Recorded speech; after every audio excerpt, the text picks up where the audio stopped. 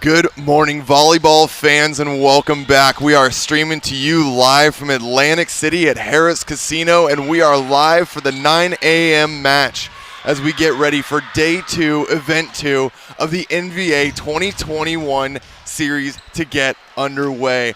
Yesterday was full of exciting volleyball, and today is sure not to let down. We're going to be starting the day off with a little bit of the Southern Exposure taking on the Dallas Tornadoes. This is sure to be a great match and a great way to start off our weekend. Teams are getting underway, and we're going to have 5 matches going on all day long, every 2.5 hours. So if you haven't seen us before, my name is Nick England. I'm joined by Mr. Matt Prosser, the man on the mic. We're going to be here all day long delivering lots of great volleyball. So first, we're going to take a quick dive into the current standings, take a look at how teams are going after things and where we're standing up. Matt, what are you seeing right now? Well, you know, here this morning, this is the National Team Conference matchup. We've got Southern Exposure here currently sitting in second place in that conference with 2 wins and 2 losses.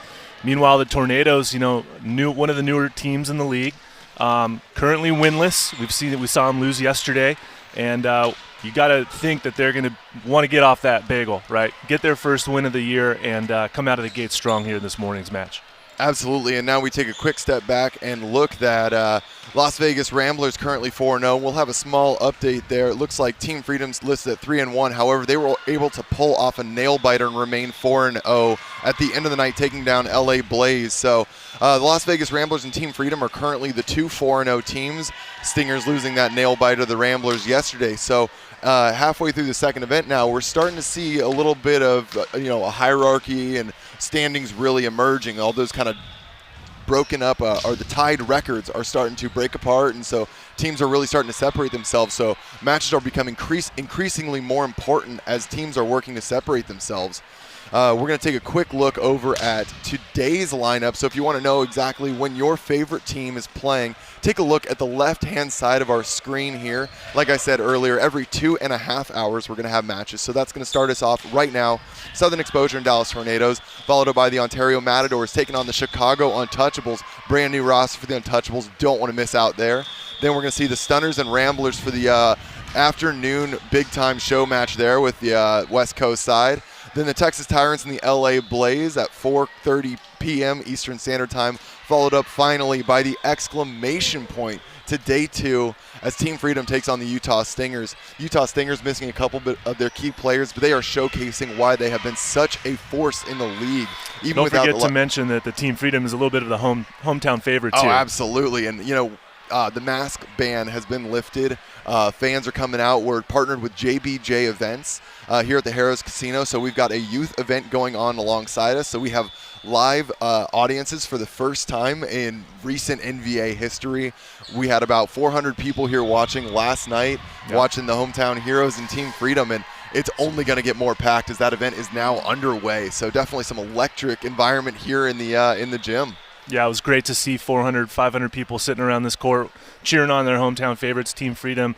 Casual volleyball watchers as well, just kind of cruising by, decided to come in and see some high-level professional men's volleyball here. It's great stuff last night. It really is. And if you guys don't know how to follow along, be sure to check us out at nvausa.com, NVA USA on YouTube.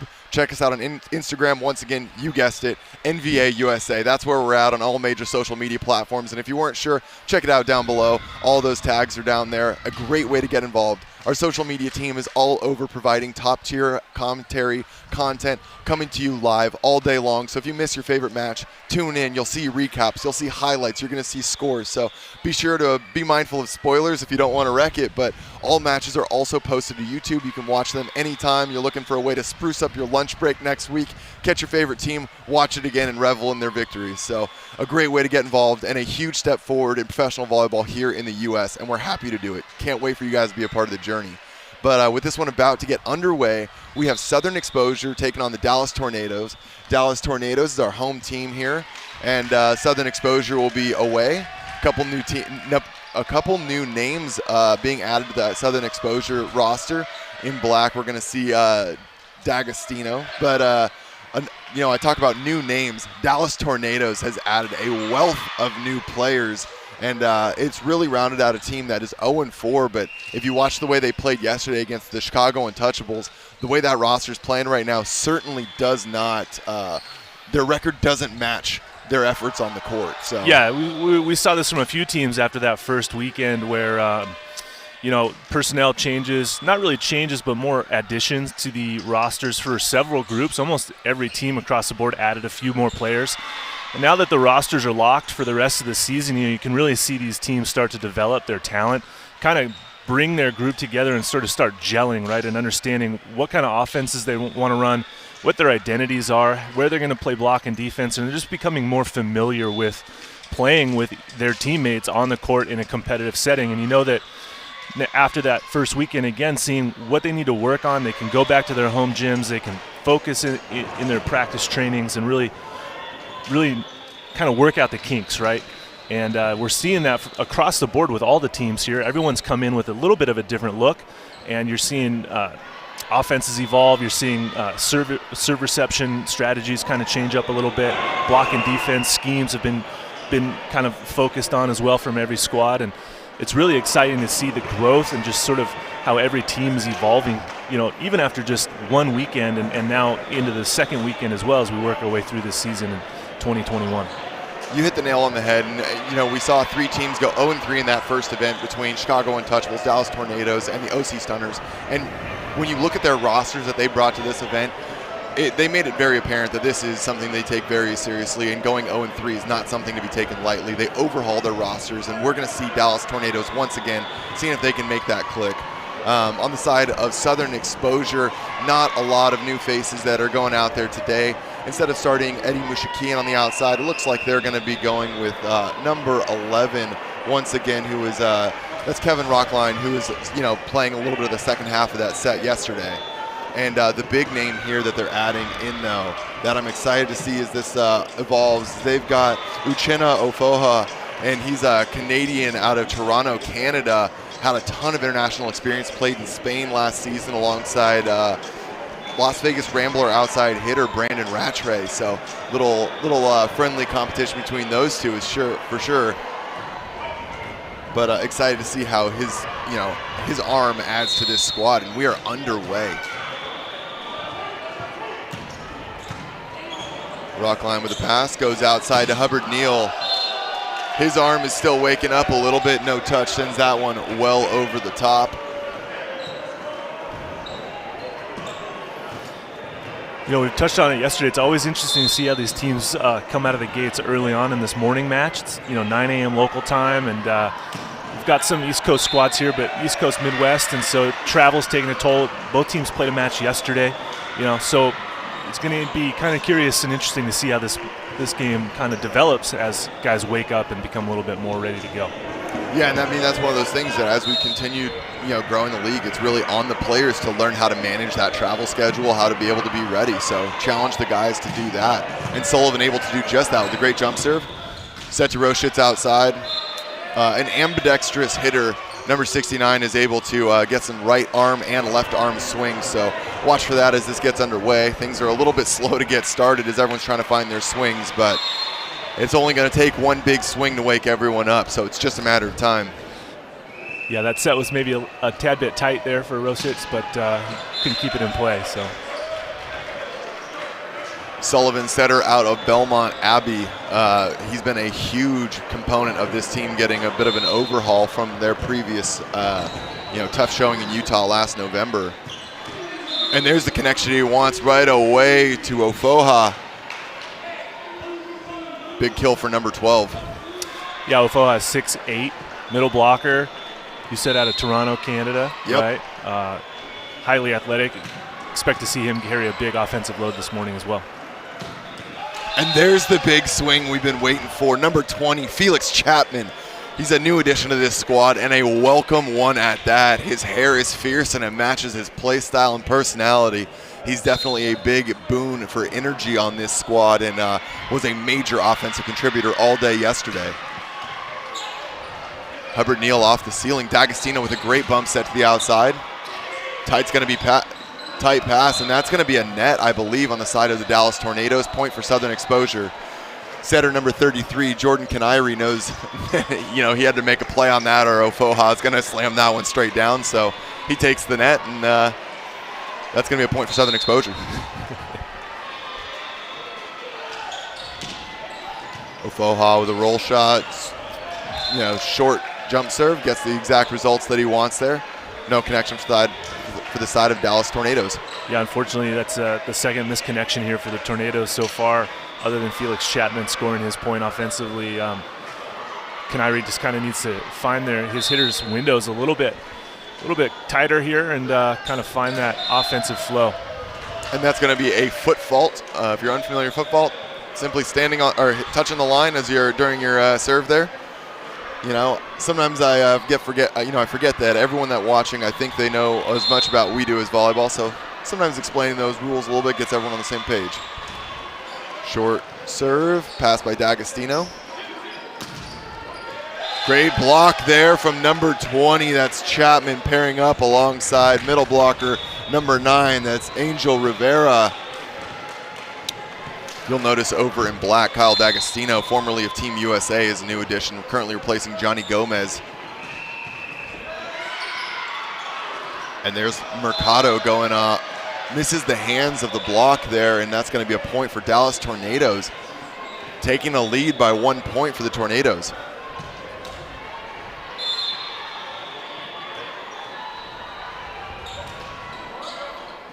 Cologne short once again. Big set to the middle, and Angel Rivera with the shutdown solo block. Yeah, the 6'4" middle blocker from Puerto Rico. He's a little bit undersized in this league as a middle blocker, but great read block by him and getting his hands over the net for the stuff down. Cologne putting a nice serving run together. Goes right back down the line.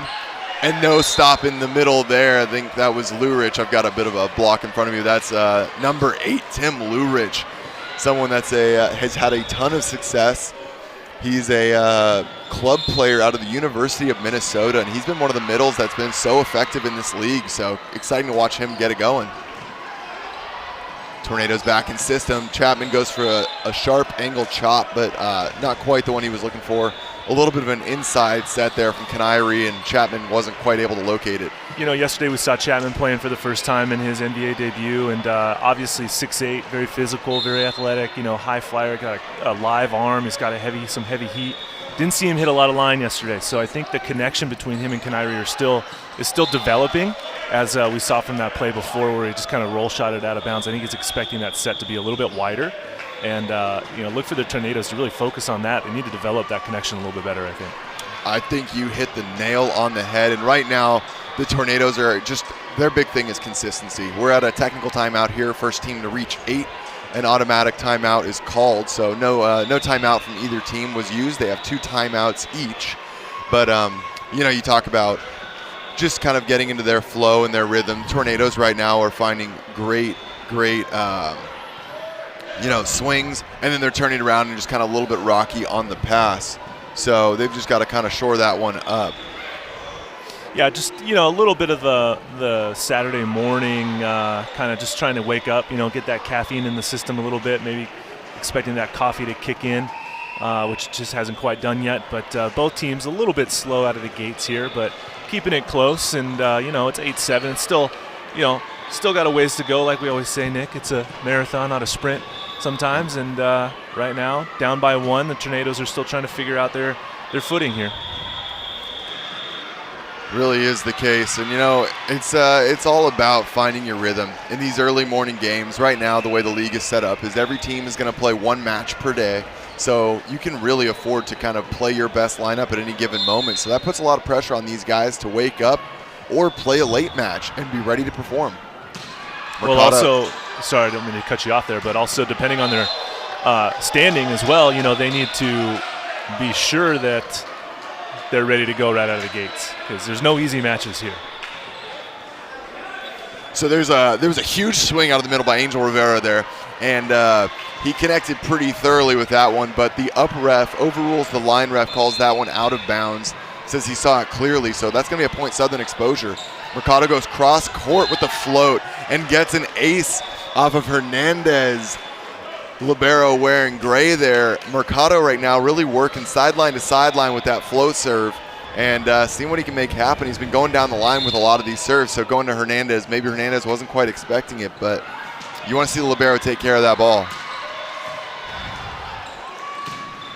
Go right back to the middle. Huge dig by Hubbard Neal, but it's going to go over. Kanairi goes back to Chapman there, and Chapman's able to put that one away. Love seeing a deep swing like that. Yeah, nice high swing. He could have hit the overpass. I think he made the right choice by maybe stepping back and passing it, which is what he did because he wasn't quite ready for that. But good transition nonetheless from Kanairi. Nice set, and Chapman with a kill. Hubbard Neal goes out of system. D'Agostino airs one out. Wow, great tip over the top there by number 11. That's Kevin Rockline. That's unexcusable. If you have a three-man block, your libero most likely has got to come underneath the blockers and expect to get that jump.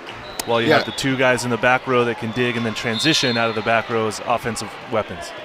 Yeah, that's one of the pluses and minuses to a triple block. Triple block slows down a lot of swings, but it also can leave more court space. So the remaining three guys on the ground really have to make sure that they're covering up appropriately. That swing is going to go short, does not get over the net to get the touch to reset the play there for the Dallas Tornadoes. So that's going to be Rockline heading to the back line with a 4-point lead here for Southern Exposure, starting to pull away. Yeah, after that technical timeout, Southern Exposure really put on a nice run there from Mercado serving and kind of created some momentum on their side. Talked about it a little bit yesterday, the importance of when you're kind of creating spacing. And in my opinion, at 3 points, you're kind of in that happy medium where you can keep playing at a very high level, take some aggressive swings that might be a little risky.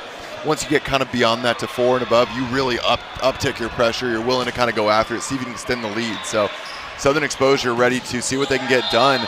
But Steve Roschitz answers back in kind. Number 69 with a huge block, one-on-one on the left side of the court over there. Blocks that one straight down, no cover coming up for Southern Exposure.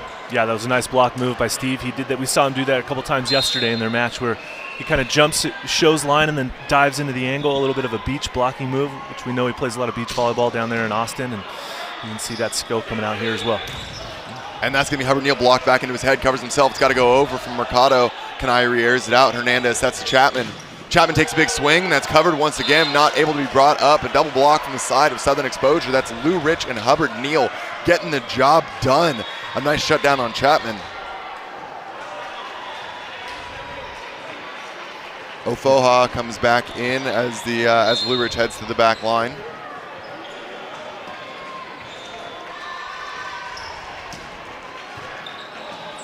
Hernandez is having a little bit of a rough morning here. That's 2 aces off the libero so far. A little bit of a missed defensive assignment on that tip over the top of a triple.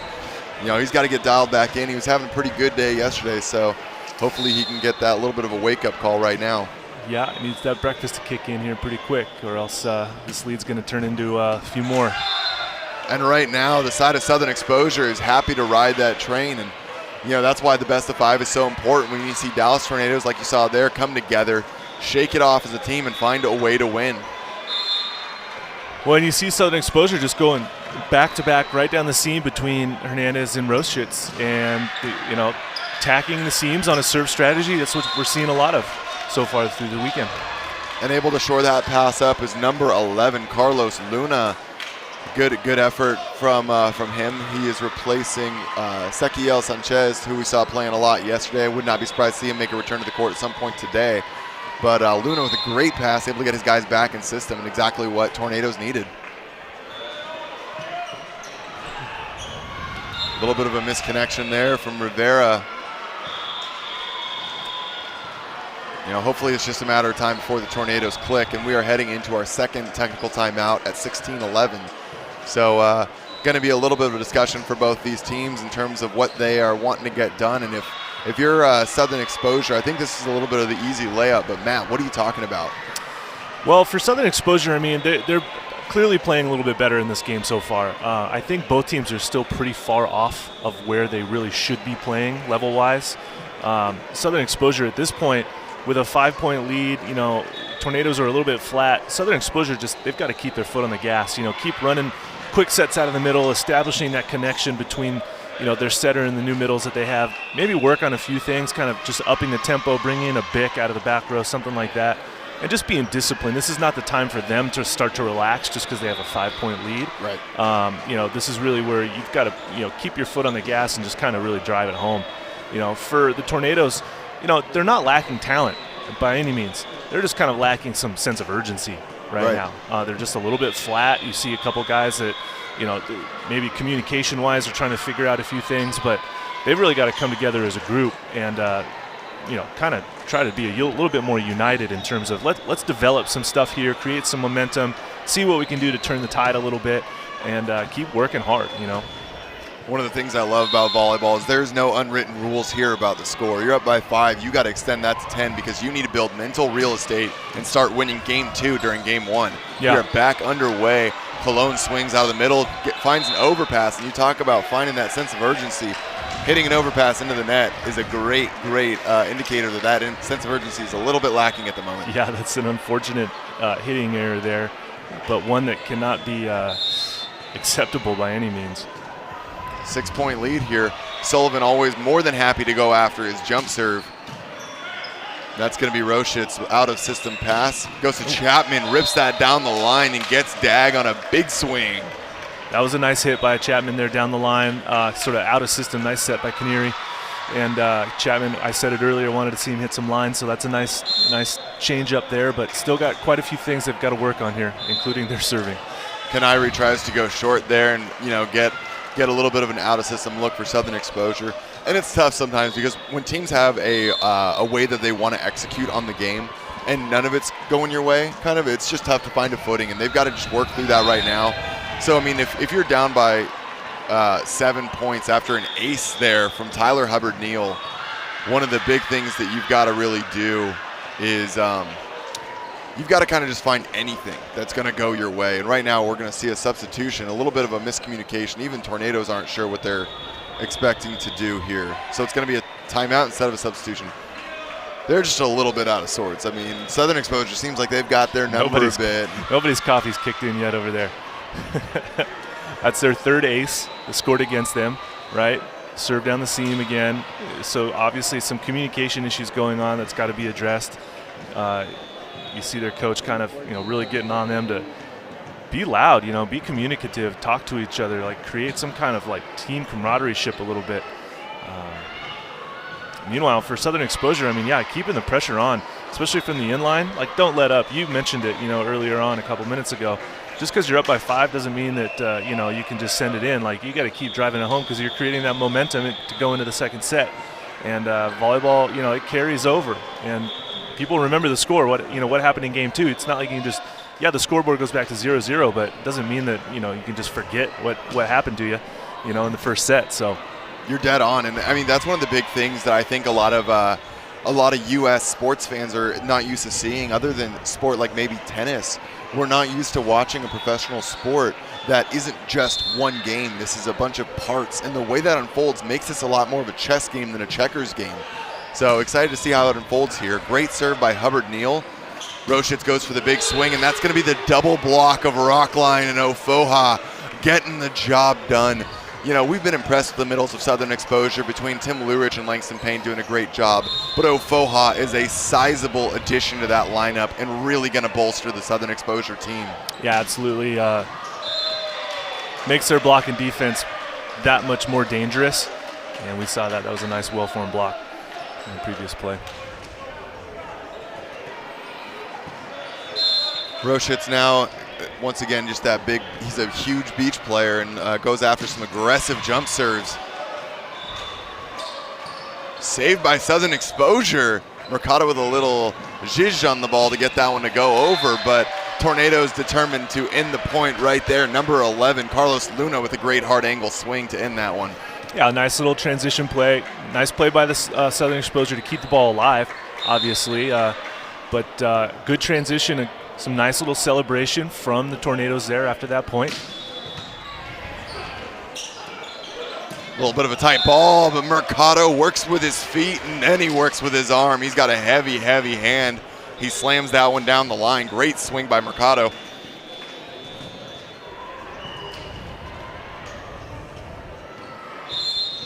I think a good strategy the Tornadoes should employ is to not serve the libero D'Agostino for Southern Exposure moving forward.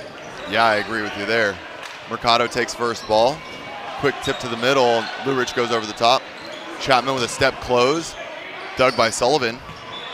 Bumps it outside. Rock line goes. Hard angle. Looks for the high hands. Southern Exposure very confident, but not going to get the call, and more than happy to just reset. Disagree with the call, but they're going to stay dialed in with a 6-point lead. No reason to derail the train. Cologne now, he loves a short serve down the line. See if he goes after it here. Goes cross court to Neal. Ooh, there's a chop shot with Rockline showcasing that volleyball IQ. Yeah, Rockline out of Orlando, Florida, University of Central Florida, picked up that shot probably from watching one of his fellow alumni, Phil Dalhauser, right, with that high line shot that he's known for out there on the beach. Bump set to the outside. Luna roll shots over the top. Aired out by Rockline. Backside to Mercado. Mercado goes down the line. Dug by Hernandez. Kept over by Luna. Sullivan goes to the dump. Dug once again by Hernandez. A little miscommunication about who's going to go. And that's going to be bumped over. Hernandez is going to set to the outside. A little bit of a sloppy touch, but no double called. And Sullivan's going to throw that one deep. Reset by Roschitz. Chapman looking to end the rally, and in the rally he does, but not in the way he wants. Tim Lourich, number 8 from Southern Exposure, drops his inside hand, makes a great blocking read, and that's going to be a point for Southern Exposure. Yeah, nice move by Lourich there to end that rally. Once again, Chapman going cross court. I think everyone knows his tendency is to attack the angle hit, and that once again, that set just not developing all the way out to the antenna for him to go line. Cologne, passes that one backwards. It's going to be an out of system. He's got to chop it over the top. Picked up by D'Agostino. Sullivan brings it back. One-handed set there by Hardman. Connects with Rivera. Hardman coming in off the bench to replace Kanairi with his hands now, and that's a great way to establish a little bit of energy. Gets that nice one-handed touch and rewards Angel Rivera, number 9, for the hard work.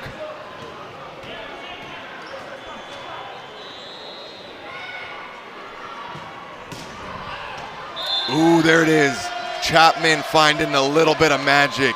Goes into that deep corner over the left shoulder of Rockline, and that's as close as you can get to hitting a ball out. But he hits that corner in a beautiful fashion. Great serve there from Chapman.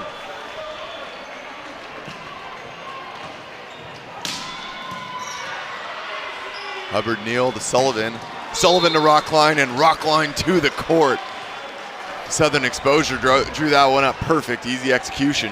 Yeah, nice rebound there by Rockline after getting ace to come back and with an aggressive swing on that next play, and now Southern Exposure finds himself at set point.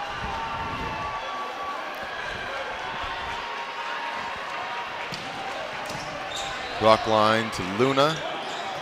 A little bit of a paintbrush there, but Hardman once again wants to establish his middle, and even when you're down by 6-7 points, I love seeing a desire to establish the middle, because as you're coming into set 2, if you're the Dallas Tornadoes, you're gonna need that middle threat. So it's great to see that they're still forcing that, find a way to connect and making it work. Yeah, definitely something to highlight throughout the rest of this set and the match.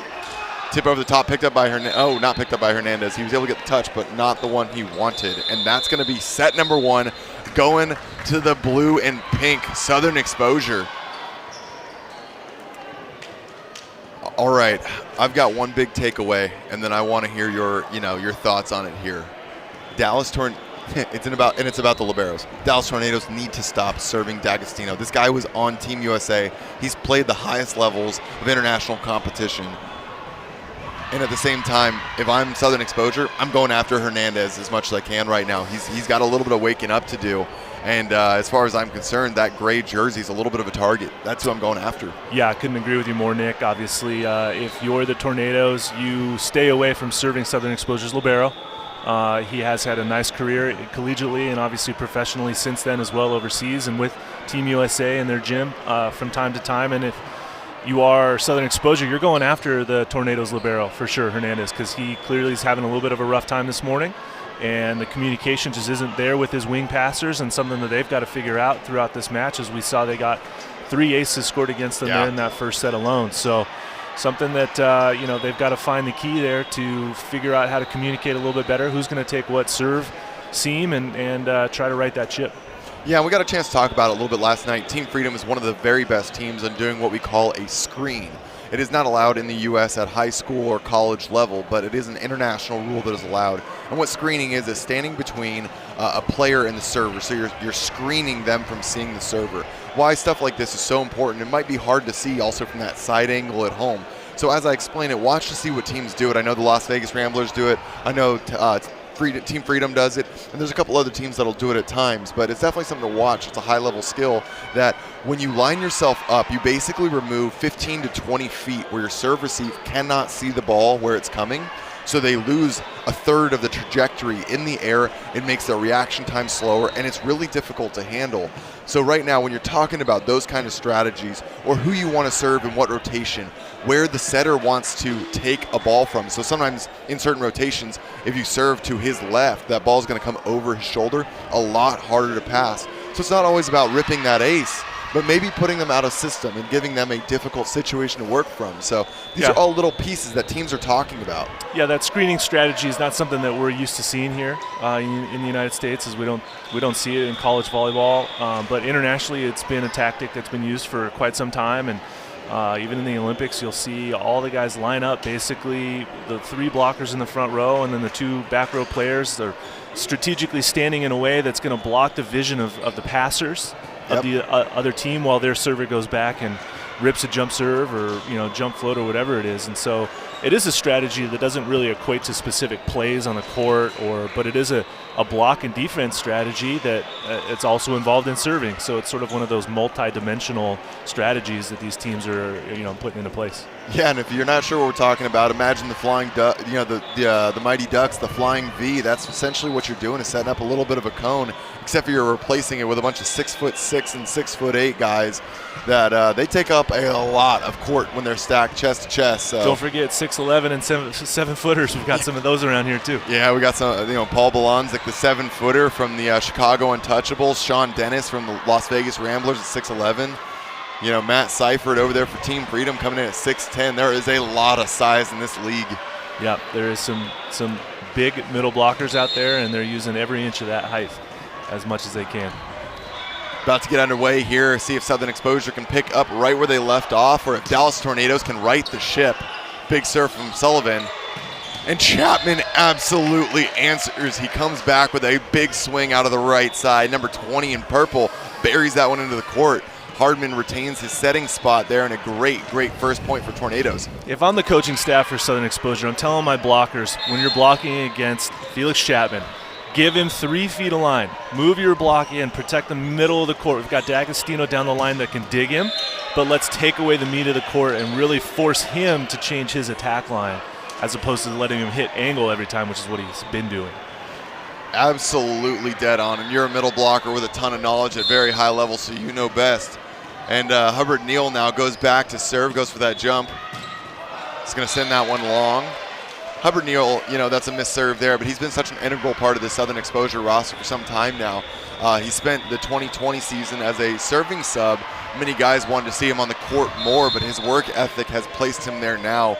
Well-deserved and a huge part of this offense. Jump serve there by Roschitz, and there it is. Roschitz, a huge part of the Dallas Tornadoes when they were recruiting this team, one of the newest teams in the league. He was one of their first recruits and the captain for the team. They knew he was going to be a big part of creating a new brand and identity. So great to see him come out, rip that ace, and answer back in a 3-1 lead here for the Tornadoes. Yeah, definitely one of the stronger servers on the squad, and he's got the green light every time to serve. Nice block there from Tornadoes. Reset easy backside to Chapman, and once again gets the touch. Chapman's your guy, and this is what they need. Sometimes there is a simple solution to a complex problem, and right now it's get a good first touch and get Hardman to connect with Chapman, because that train right there will roll on. Chapman is such a high-level hitter. He will score points regardless of what Southern Exposure does. So if he can pick up a little bit of that workload, it's going to open up the rest of the players to start finding their rhythm. Yeah, and for the Tornadoes, you've got Roschitz and Chapman. Those are kind of your 2 guys right now. I mean, Cologne, okay, he's in the middle. They're not really setting him a lot. He hit an overpass into the net earlier on. And then also Luna, we haven't seen him really offensively contribute a ton. Not that he can, I'm sure he will. That's why he's on the court. But right now, you've got 2 guns, and you've got to use them. do have to say Luna's been passing well, and when he's passing like that, there's the connection to Cologne. All the guys you're talking about getting involved, and that's exactly what you want to see. And when the efforts that someone like Chapman is able to unlock a bit. So it's great to kind of have a little bit of a roadmap that we expect to see and maybe a way back in for Tornadoes. Short serve once again, great pass by D'Agostino into the middle for Lourich, gets that connection. And Southern Exposure determined to not be outdone in the middle. Great kill for number 8. Yeah, Lourich, he made a great statement that first weekend a few weeks ago, playing out in Los Angeles, and he's got a great mustache, not many of those around the league, but he really does do a great job in the middle for Southern Exposure. There's going to be a free ball coming over, tracked by Roshitz. Big attack goes for Hubbard Neal, swings at Hernandez. One of the first big runs we've seen for Southern Exposure, and you love to see that look. A great way to get the team involved early, and Hubbard Neal on that one from the get-go.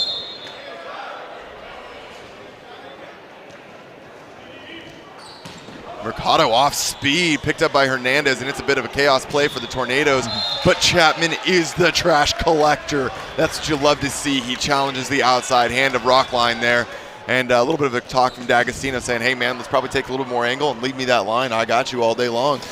Yeah, that's an adjustment that we need to see, but give credit to the Tornadoes on that one. Tricky little serve, nice pickup by Hernandez, and a good, swing by Chapman for the point. Nice pass, little tip over the top, reset, and Chapman's going to air it out to Luna here. And Luna gets that off the hands. Tornado train is starting to roll on. We're starting to see a little excitement, from the guys that aren't on the court, helping out, really celebrating a good play from their squad, and, starting to celebrate and share the success a little bit. So, maybe that double espresso's finally getting into the bloodstream a little bit there for the boys from Dallas. Absolutely. Dump from Sullivan, picked up by Chapman, and reset. They're going to look for a second opportunity here. Sullivan goes outside once again, and Rockline not to be outdone. Great swing down the middle, and we are seeing a well-rounded offense right now inside of Southern Exposure, and that was why Sullivan was so integral for this squad, as he's really delivering. You see the big attack, you see Lourich in the middle. Now we go to Rockline. And now we see that little bit of a screen being set up by D'Agostino. Goes after Roshitz. Quick set to the middle, picked up by Mercado. Sullivan goes back to the middle, and that one's going to be lipped there by Hernandez. Set to the outside, tight for Luna, and he goes into that triple block. Southern Exposure says, thank you, sir. That one is not open. Take it back. Point for the boys in blue. Bit of a three-man trap set right there. Oh, yeah. Luna really had nowhere to go on that one. That was basically a done deal before he hit it, I think, unfortunately. Yep, he was swinging for the score table, too. I mean, he was not going to hit the court. No. Hernandez with a good pass. And now Luna swings into D'Agostino.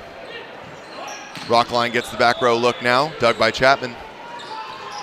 Backside, and Chapman goes into that angle once again, just finding a big swing, not being able to dug by Rockline. I think that's 4 or 5 kills already for number 20, contributing hugely right now for the offense of the Dallas Tornadoes.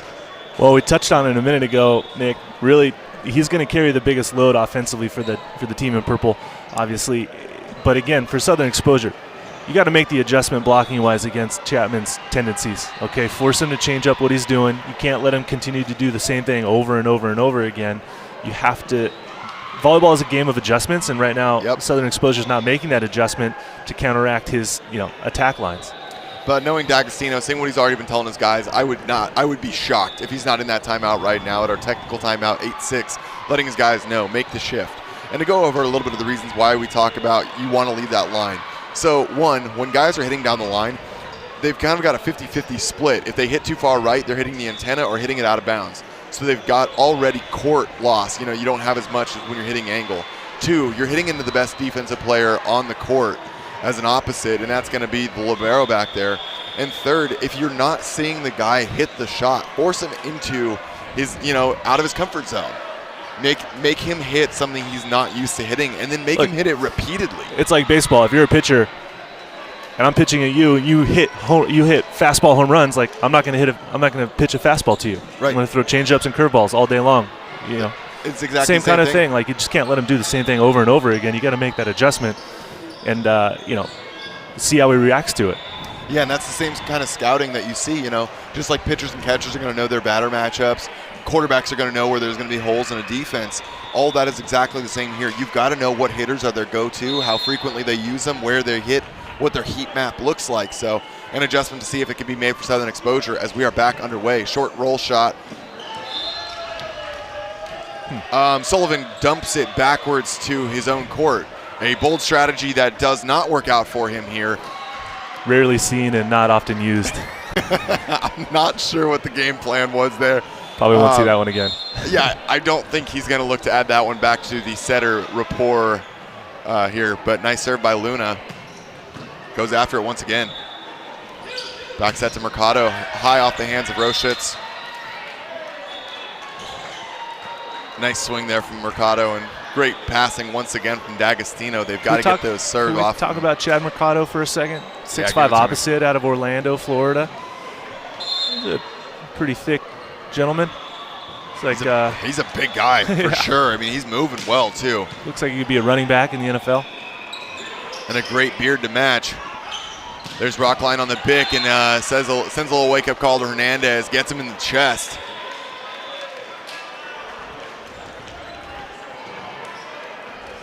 Mercado was not at event 1. We saw Cisla was their right side. Cisla not making the trip out here this time. Mercado being added back to the roster. He's been a huge part of their offense so far.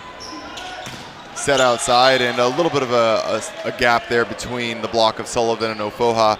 But, you know, Ofoha knows it. He says, I'm going to shore that one up, guys, my bad. But that's a great aggressive swing. We want to see that from Roschitz, still more than willing to challenge that block. Yeah, and again, he uses, both hands. The ambidextrous swings from Steven there kind of keeps the blockers on their toes. So we see a good quick attack there. Unreturnable, though.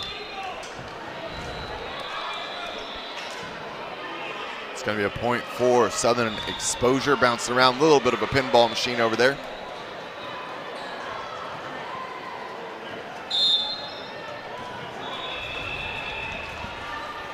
Sullivan, as I said earlier, aggressive jump server.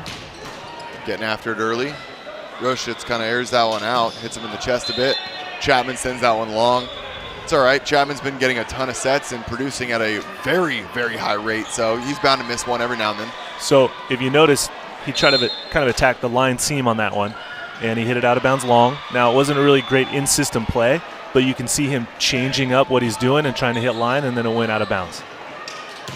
Roschitz with that big right arm swing there, and a great block touch, but Mercado loses it a bit, goes behind him, and that's one of those big plays that it's hard to expect, but communication from the team can help a guy maybe find it, or some players keep an eye on the ball really well. Doesn't quite come up for Southern Exposure there, but a great point for the Tornadoes. Looks like Mercado might have gotten a little stinger on the thumb on that one, and there you'll see a prime example of why middle blockers don't ever set with their hands, as he gets called for a double and that set attempt there. Yeah, not the look Ofoha wants, but a nice serve by Hardman, challenging short, hitting that stack of players there, and goes right after it once again. Mercado goes with the off speed, and that's what's so important. When you're a hitter that's able to swing with power, and you do so frequently, teams are forced to set up around how offensive your arm is, and when you see that block, you see that defense, some of those off-speed shots are really a great way to score points and keep the defense guessing. Yeah, nice view of the range that Mercado brings to the front row attacking there with that shot, a little roll shot over the block. Hubbard Neal hits a jump serve that maybe rotated one time completely and kind of just sails out as the top spin, not quite able to catch.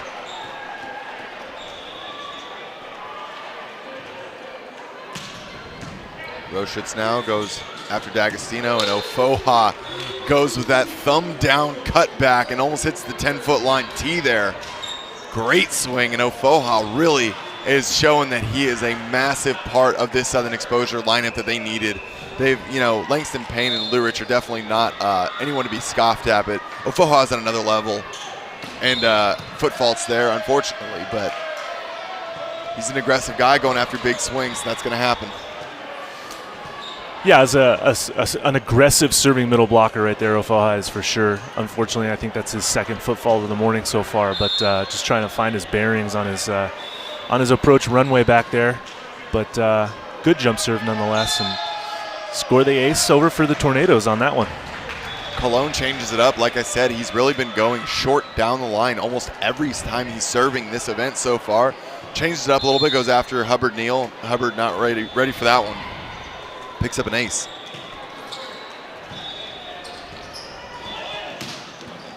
And there's the big angle swing from Mercado.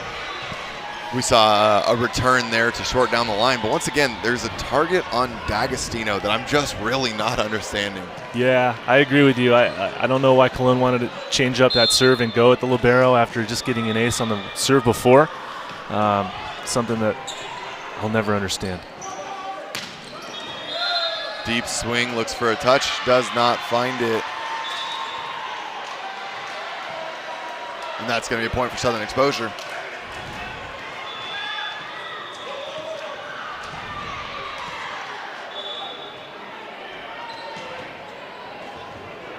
Tornadoes getting reset here.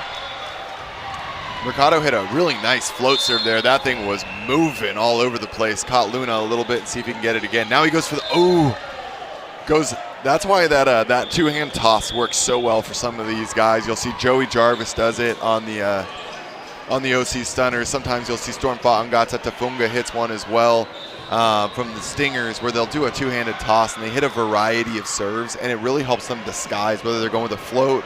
Sometimes they go to a little bit of a top spin, and it allows them to drop it short, and Mercado just barely misses that in the net. But that's one of those serves that no one was ready for, so that goes over. He probably gets an ace out of that. Yeah, disguising your serve toss, right, and then having the range to either hit that float like you're talking about or that spin off of the two-handed toss. It's a nice little disguise. You can hopefully catch somebody off guard. You learn how to add a little English, cross court down the line, short, deep, play some games attacking the seams. We've been talking about it. It does help keep the passers on their toes a little bit, and it gives you a little bit of advantage, but obviously you got to make the serve or else it's all for nothing. Over the net in the court is always the goal, and if you're just tuning in, that is a lot of great insight there from Matt Prosser. I'm Nick England, and we are here in Game 2 as the Tornadoes are looking to take a game off of Southern Exposure, who currently leads the match with a 1-0 game count. We're here in Atlantic City, Utah. Wow, that one slipped out. Atlantic City, New Jersey, other side of the country. If you haven't heard of Atlantic City, Utah, it's a beautiful place. I'm not sure it exists, so check that one out on the map and let me know later. Atlantic City, New Jersey, here at Harrah's Casino, and Chapman goes back for the jump serve. Just sends that one long. Technical timeout, ices him a bit. Maybe a bit of a lucky break there for Southern Exposure. Maybe Chapman he was listening to your geography lesson. Yeah, I put him up at sea level that he wasn't above sea level, wasn't expecting. A little bit, a little bit of a tough serve there. Rock line now, hits the jump. Kept alive by Rivera, but it's going to be a free ball taken by Mercado. Sullivan outside to Hubbard Neal. Hubbard Neal over the top, picked up there by Chapman. Outside, and Luna gets a great high swing off the hands there of Sullivan. Luna's had a nice second set here. He was kind of a non-factor in that first set, but he's come on strong here in set number 2. Offensively speaking, he's made some great contributions. Let's see what he can do from the inline here and score a couple more points for the Tornadoes, give them a little bit more breathing room here. 2-point lead, still within striking distance is Southern Exposure. A little bit of a deeper roll than he was anticipating. Now Mercado runs the D-ball, dug by Chapman into the net, but Hardman unable to react to the ball coming out of the net. And that's going to be a point for Southern Exposure. Mercado once again being a workhorse. We're seeing the two opposites here more than happy to trade blows as they are putting up a majority of the points. Battle of opposites. Lourich with a big jump serve and catches Hernandez on a third ace of the match against the guy in gray over there. And just a little bit of a overall kind of a moment for some volleyball knowledge. Opposites tend to be some of the biggest guys on the team, sometimes even larger than your middle blockers, and they tend to have an expectation to be your biggest point scorers. So it is no surprise that those two are battling it out here, and certainly not unique to these two teams. Ofoha keeps it alive. A little bit of a quick ricochet here. Rockline hits a bic. Dug by Chapman. Chapman's now going to swing and sends that one long. Well, we got a touch call, and no one argues, so Yep. Touch call up by the up ref and give the point over to Chapman. And Tornadoes now up by 1, 18-17. Definitely a good point after Chapman had that last hitting error and a good dig that wasn't quite able to be picked up there, but nice to see him getting right back into his groove with a good kill there. And that's going to be a knuckleball ace. That is an absolutely incredible serve called in by our line judge. That one was moving all over the place. Great serve by the middle, number 9, Angel Rivera. Yeah, Rivera making some nice contributions offensively along the net. Is that, like we said earlier, 6'4", undersized middle blocker, but now from the end line with that ace. And now an out-of-system play coming from Southern Exposure. Hubbard Neal looks for the swing, but there's a huge net there, and that's going to be going the way of Southern Exposure. Or a touch called. Either way, they get the point. Hubbard Neal forcing aggressive block moves and gets exactly what he wants. And that's going to be a tied-up score at 18-all.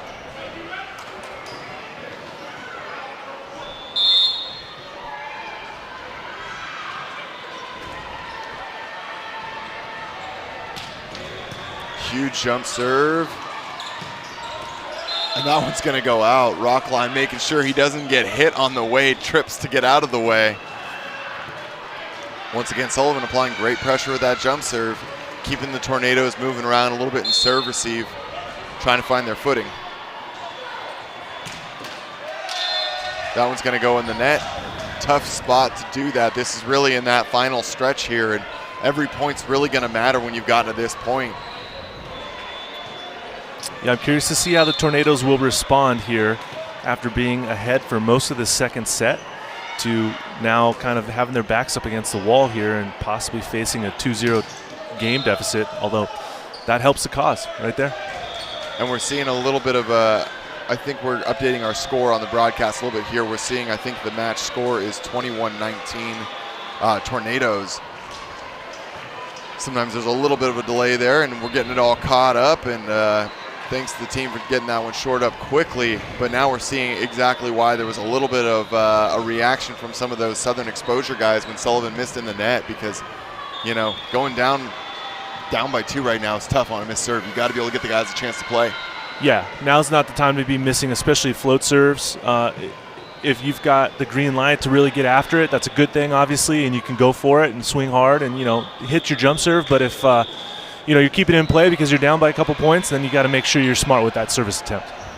Definitely the case, and it just really comes down to, you know, we always talk about service roles. Is your job to go hit that jump serve? Is your job to right now hit your target, put it in? You know, it's a very fluid thing depending on your lineup on the court, the state of the game.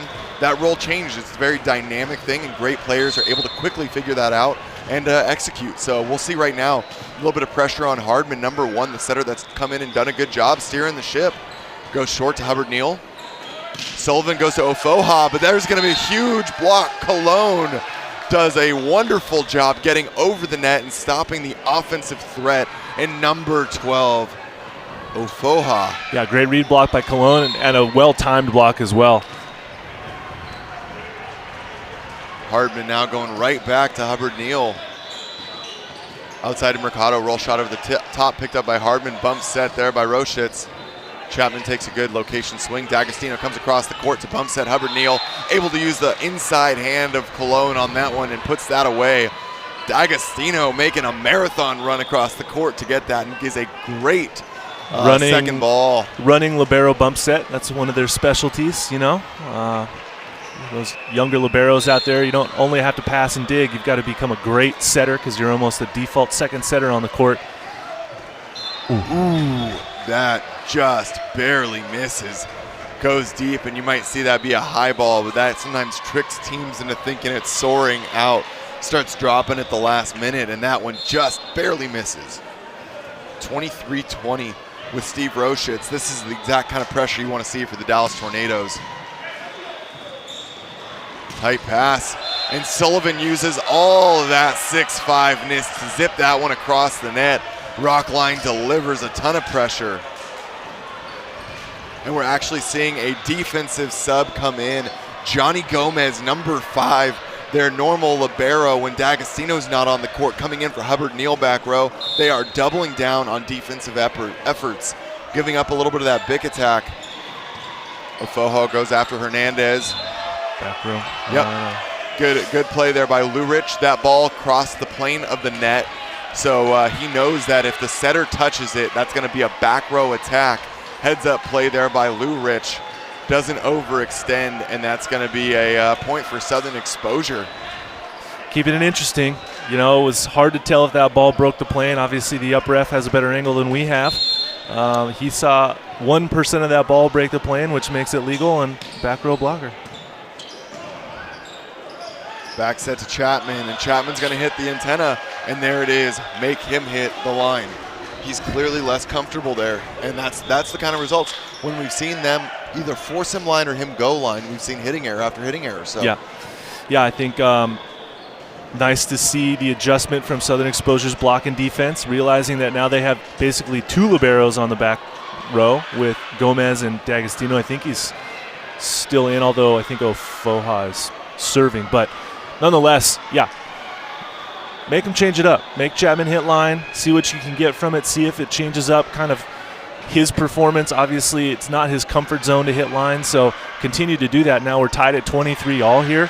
And, you know, you got to see these adjustments come into play late in games, because that's really when you're going to make your money, you know? It really, really is. And, you know, Tornadoes in a tough spot now, tied up back at 23 all after having a 23-20 lead.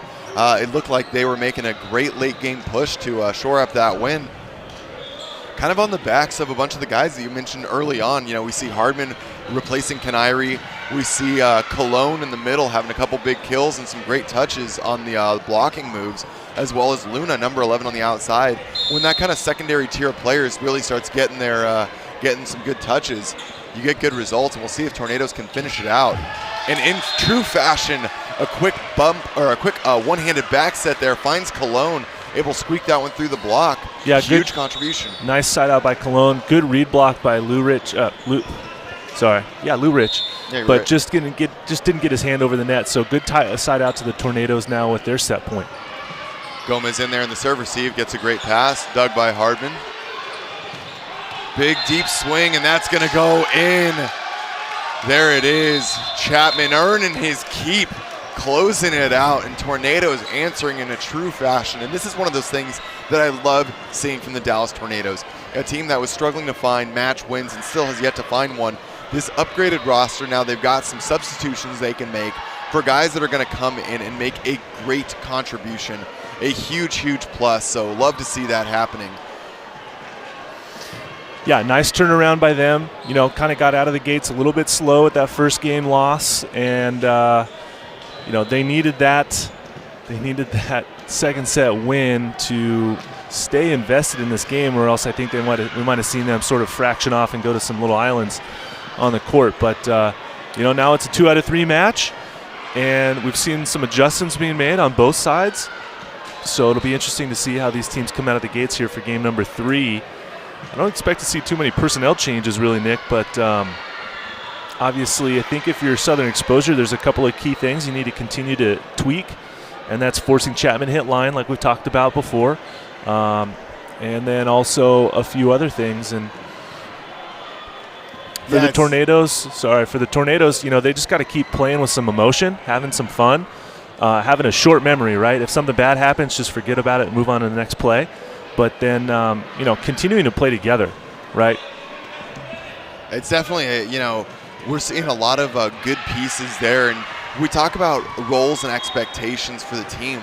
Luna doing a great job there, stepping in. He was passing well, finding some good swings, and, you know, just contributing all around. Is he going to be the all-star contributor here? Maybe not, but that's not the expectation. There's plenty of other guys to carry that really heavy workload, like Chapman on the right side, but when you've got him filling that role, it's exactly what you want to see. If we'll get a shot over to the court right now, one of the big advantages of partnering up with events like the JBJ events here, we've got some youth teams playing. We've got a little serving competition for some of the youth players out here, serving across, trying to hit some of the shirts that we've laid out on the court. See, you know, get a little chance to get some NVA merch, and if you haven't already, there's going to be a store coming up soon for the league, so make sure to check out nvausa.com. Of course, all of the teams are, you know, putting up merchandise of their own, so make sure to check out all these teams on Instagram on their respective names. And there's always going to be tags. So if you want to find them, go check them out on Instagram. They also have websites through the NBA USA. And there's the first shirt getting hit.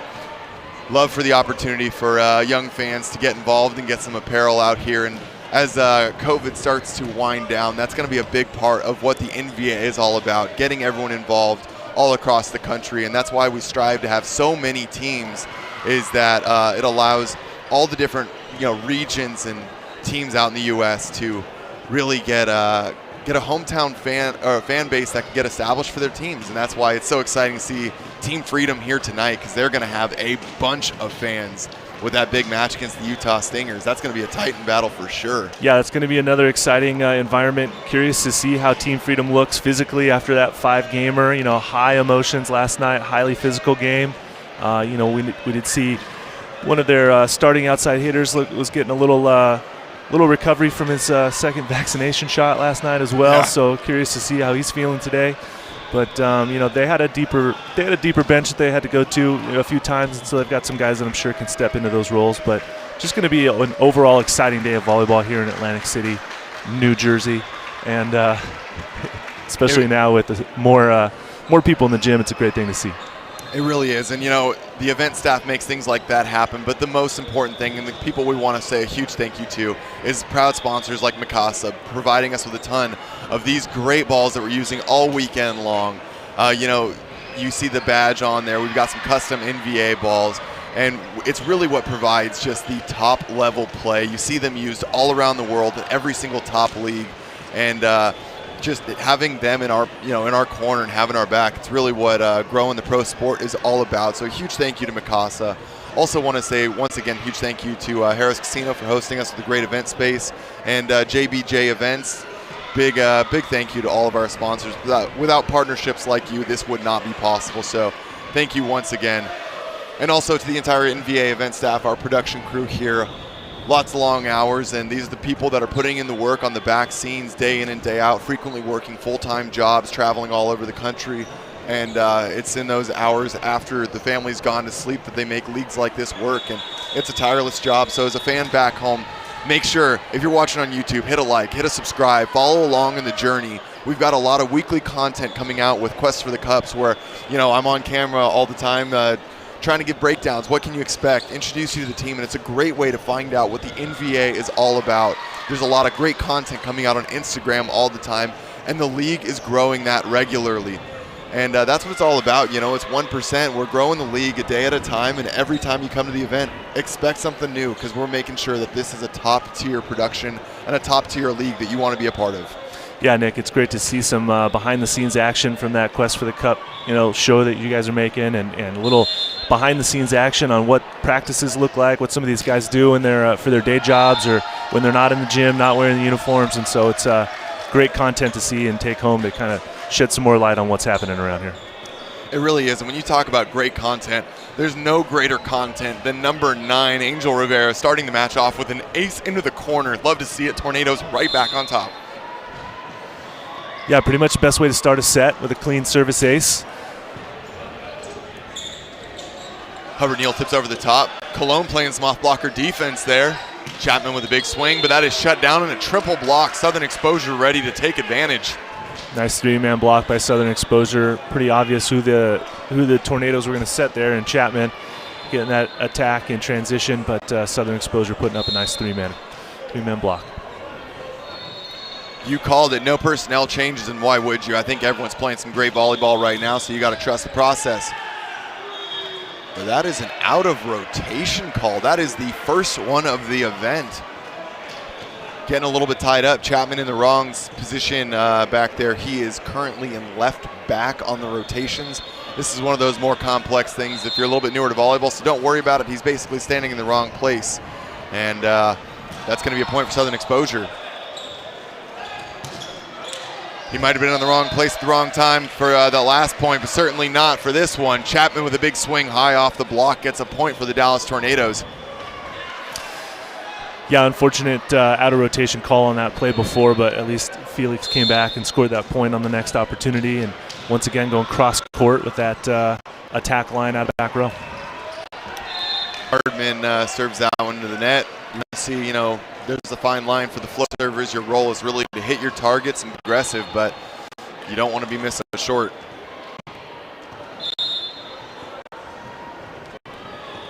Hubbard Neal now on your screen. Number 1 returns the favor, though, and so he's going to like this one was a wash. Just says, hey, no worries, let's just get a race to 22 going here. Once again, these teams are trying to find a little bit of that sense of urgency, a little bit of consistency from the service line.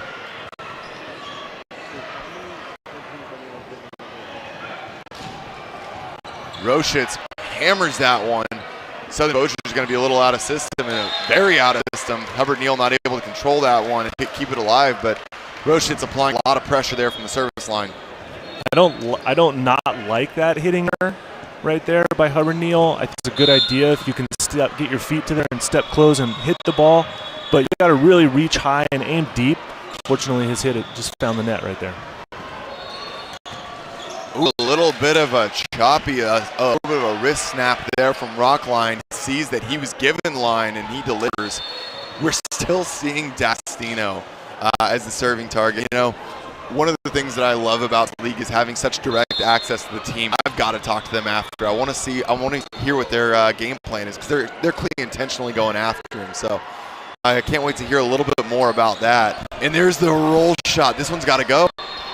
Yep. That's going for contacts. Luna does some work there. That roll shot comes down with Lourich, and because it's no longer a blocking move at that time, it's considered the first contact. Now, correct me if I'm wrong, but I don't know at what point it stops being a blocking move, but you basically come down and are no longer making that over the net or attempt at the net. Yeah, I didn't have the best view on that play because my view was blocked here by the up ref. But basically, if the blocker has landed and is no longer in the air making a block attempt and then plays the ball, that negates it as a blocking touch. So that might have been, I think he was still in the air even though it was, down at his hip. That might have been some of the discussion. So yep. You're going to hear that famous statement on the side of Southern Exposure, the ball never lies in their eyes. So they're going to make it work for him. And Mercado now going to go back and see if he can generate a little bit of momentum using that two-handed toss. Certainly creates momentum, but a little bit too much, and sends that one long. This is a war of attrition with the missed serves commencing right now. Kind of expected here at the beginning of the third set. I think the back and forth of the emotions and serve techniques has kind of, found some balls into the net, but that's a nice serve right there by Chapman for an ace, as he hopefully can find some kind of a rhythm from the back row as well. Yeah, that's certainly a lot of pace on that one. He is hitting that from a very high point of contact. That is essentially, you are digging that serve. You're not passing. And there it is once again, goes after Rockline. Out to the pin, and D'Agostino connects with Rockline. Rockline gets that one through the block of Hardman and Rivera. Tornado block there just needs to get a little bit tighter to the net. They're not getting their hands over and penetrating that plane. When the ball gets hit, it's coming down between their chests and the net on their side, and that's just something that got to tighten that up along the net line there.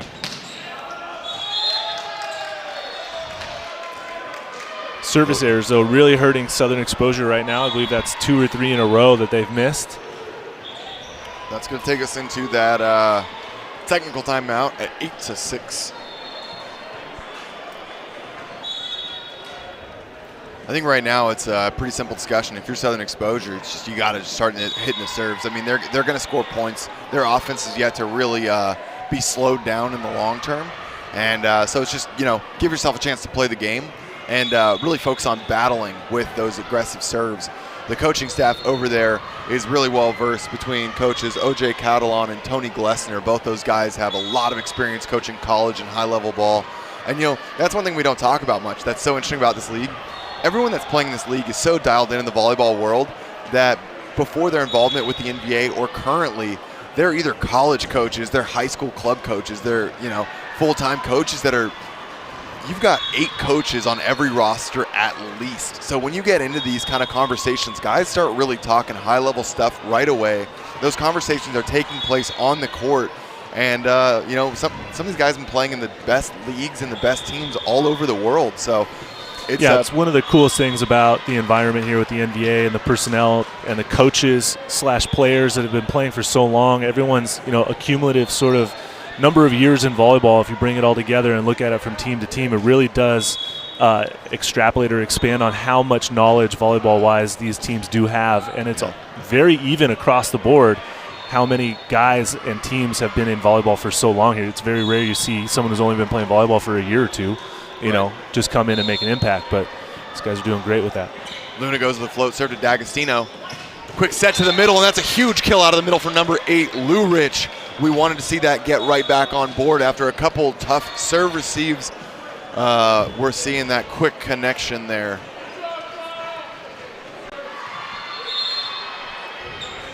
Yeah, I'd like to see Southern Exposure run their middles more. I'm biased, like I've said, as a former middle blocker myself. I hate seeing these guys work hard and not get rewarded for it. But when the pass is there, feed your middles and give them some opportunities in the rallies quickly and get them involved as well. But you got to make your serves. These guys are missing so many serves right now. It's really hurting their cause. And now we see number 2. That's going to be Eddie Mushikian subbing in for Tyler Hubbard-Neal. And another middle run. We love to see that. Great pass. Gets the middle established early. And that's going to be Ofoha getting involved once again. Eddie Mushikian, a shorter outside for sure. So if you're the undersized guy trying to make that dream happen, here's your guy. A well-rounded player that plays on all surfaces. Definitely an offensive threat for sure. And you talk about someone that plays on all surfaces, Steve Roshitz, the AVP player, coming out there and slamming that ball home, getting the point for the Dallas Tornadoes. Any of you younger players out there that are playing indoor volleyball, if you have the opportunity to play on the beach or in sand or in grass or doubles, take full advantage of that. You see that in the highlights, how it rounds out your overall game. It's a great thing to add to your repertoire. It really does. It rounds you out as a player, and that's where you see greats in the league. Like Nick Amato is one of those guys that is a middle blocker, can play almost any position on the court. He's even a great setter and just loves to do it all because he plays on so many different surfaces, and he's just a well-rounded player, and that's the end result of those efforts. Mushikian serves. That's going to be a roll shot from Chapman, picked up by Mushikian. Backside to Mercado. Mercado goes over the top, and Hernandez not able to find the pancake there over the top of Chapman.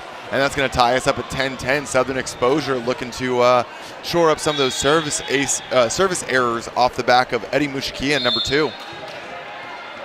Yeah, I like this substitution here. We saw Eddie play some good quality time in the last event.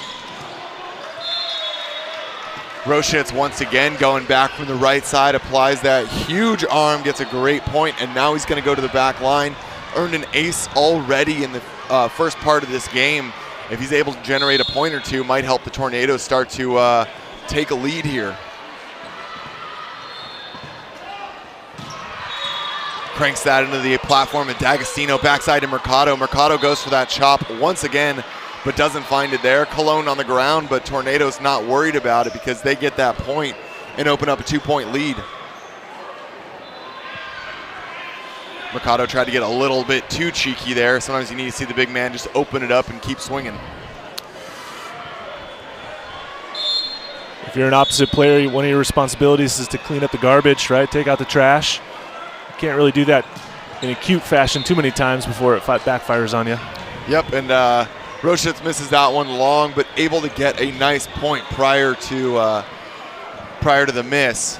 And now we're going to see Ofoha going back there, and he's had a couple foot faults, but he is an aggressive server, so it might be a great way back in for Southern Exposure. Goes to the float to make sure he doesn't foot fault. Luna swings deep, and Ofoha not able to come up with the dig there with no D'Agostino in the back row. Luna continuing to be a strong contributor after that first set. We talked about it, came out of the gates a little bit slow, but offensively now he's carrying a good load and a good contribution for the Tornadoes. Serve off the tape is going to get Sullivan out of it, and there's the triple block. Chapman with a huge shutdown on the outside there. Wow, and it's so nice to see fans in the gym just jaws dropping like what just happened? We haven't seen that in a long time, and it's pretty great to see that. It really is. The sport is returning in front where it belongs. Nice return swing there. Doug and Tornadoes go to the back row, and the connection from Hardman to Roshitz. The Bick is run with great effect. Huge point for Dallas Tornadoes. That's great to see. Sorry to cut you off, Nick, but finally some emotion from the Tornadoes group altogether. It's only taken 2.5 games for them to celebrate some success. And a nice dig and a good transition swing after that huge block. And then quickly snuffed by the misserve in the net cross court. But either way, we talked about the physical prowess and the overall offensive capabilities of captain number 69, Steve Roshitz. And we are seeing him deliver on the left, on the right, and on the Bick right now, doing it all around. And Cologne happy to get someone else in the club after he hit an overpass in the net. Returned in kind right there. And that's going to be 16-12, taking us to a technical timeout. Wow, Tornadoes are really finding a way to answer back, and Southern Exposure looks a little rattled right now. They're not really able to find their groove and find their way here. Yeah, much different than that first set when Southern Exposure had a 5, 6, 7-point lead, at this point in game number 1. But give credit to the Tornadoes. They've figured out a couple of key changes that they've pulled off and taken that second set win. That was a deuce game, 25-23, and now to be up by 4, halfway through set number 3. Still quite a few missed serves, so I think both teams could kind of tighten that up a little bit. But the Tornadoes now kind of seem to be a little bit in control. This is definitely a seesaw battle going back and forth, but I don't know what's going to happen here. Nick, what do you think? I'm thinking that we're heading to a 4-set win right now on the side of Dallas Tornadoes. I think we might have got a bit of a tropical storm coming through Southern Exposure, and Tornadoes looking like they're really turning this around, and they're an emotional team. And as they continue to establish a team identity, now that I think they've got the personnel, that they're not fighting that uphill battle that they were in Event 1, I think it's now about creating a little bit of a sense of camaraderie and an identity as a team. And I think that they've got so many pieces that are a huge part of that. As they start to establish that and unfold, I think we're going to really start to see a second half of the season that's going to really do some work for these guys. So definitely, don't count them out just yet. And now Chapman on the back line, number 20. Catches D'Agostino with an overpass, reset, not the pass he's looking for. Roll shot over the top, picked up, and Sullivan is going to go to the outside. Dug by Chapman. Hardman goes to the outside. Luna has to roll shot once again. Sullivan sends it back over. Lourich with a little bit of a cheeky off shot. Hardman lays out, and Rivera sets it over. A little bit of a sloppy play, but we're going to see if this is able to deliver. And there's the hard angle swing that goes just wide. Not able to be kept alive there by number 11, Kevin Rockline. Wow, what a scramble play by the Tornadoes. Give them some credit for not giving up on that one, but working hard and laying out for each other and getting each other's backs, and it ends up as a point for them. So hard work paying off. A lot of credit to their setter, number 1, Jeffrey Hardman, coming in doing some work when the team needed it most. Crushed serve, yeah. Tip over the top, picked up by Hernandez, goes to the backside. Chapman gets a swing and finds out on the tape once again. He is showing that the line swing is giving him a lot of difficulty. Yeah, not the best approach right there for Chapman. I think he got caught a little bit short on his approach line, but nonetheless, blasting it in the net's not going to be that helpful. If he could try to manufacture sort of a swing off the block, might have a better result. Certainly the case, and we'll see if they're able to make that connection. And there it is, Luna, number 11. He is just continuing to deliver for this team and is filling that role so perfectly. Yeah, this is the first time I've seen Luna play, and after that first set, I wasn't quite sure what he was going to bring to the table, but somebody said something to him, or kind of gave him a pat on the back or something else, and he's really stepped it up in games 2 and 3. Really is, and there's a nice serve. Big D-ball in. Mercado puts the tip away and brings the cannon right back out. Huge swing deep into the court, and that's Southern Exposure finally answering back. Nice swing there. No blockers in front of him as Roshitz got popped on the back row setter and left Mercado with a wide open net to attack from. Love to see when the opposite can get involved offensively like that from the back row. And now Lourich hits that serve. Nice pass, one-handed set. Rivera tips it over. Back set from Ofoha, and that's going to be the double block of Rivera and Hardman. shutting it down once again, and the outsides are really having some trouble from Southern Exposure getting that ball over the net right now. Yeah, great block by Hartman right there, and Rivera, well formed. Again, the Tornadoes making the adjustments that they needed to make, okay, and you see head coach there talking to his guys, his middles. Rivera, number 9, just got that nice big block, talking about what they're seeing, and maybe they're talking about, move the block in a little bit, force them to hit line somewhere. But Southern Exposure definitely does need to come up with some kind of a game plan here to counteract this run. I mean, Tornadoes now up by 5 as we get close to the end of this third set. Nick, what do you think that Southern Exposure needs to do to kind of stop this little run here? Well, I'm looking back at number 1, Tyler Hubbard-Neal potentially making a return. Number 7, Lev Gershfeld, another outside on the bench. And also potentially using Johnny Gomez in a creative way to get a little bit more defensive presence. Not as an outside, certainly he's not ready to hit front row, but sometimes that little quick substitution, rotate him through for 3 rotations in the back row, and see if he can help just buy some time to get your guys like Ofoha and Mercado back involved offensively. Buy your outsides a little bit of time. Maybe see if we can get Sullivan with some tight dumps, but it's really got to start with the pass right now. So pass better and possibly look at a personnel change. That's it. Thank you for giving me the TLDR. I didn't, too long didn't read. Mercado tips over the top. Rivera makes that move, but that's got to be anyone but middle back. That's got to be Hardman coming across the off block or Sullivan coming across the net, or ideally Rivera seeing that. I appreciate the effort there from Luna, but not quite able to come up with it. And Sullivan now down by 4. See if he can create that run that Southern Exposure so desperately needs. Nice swing into the corner. Cologne delivering. I swear they heard you when you were talking about Cologne and Luna being 2 guys that were doing well, but not maybe stepping up to that next level, and we wanted to see it. And they have ever since that moment. They've been putting in those great points and establishing a really well-rounded couple extra pieces for Tornadoes. Yeah, absolutely, and Hardman's doing a good job getting them activated as well. Hand dig from Hernandez that goes too tight, not able to be picked up there. That's going to be a point for the side of Southern Exposure.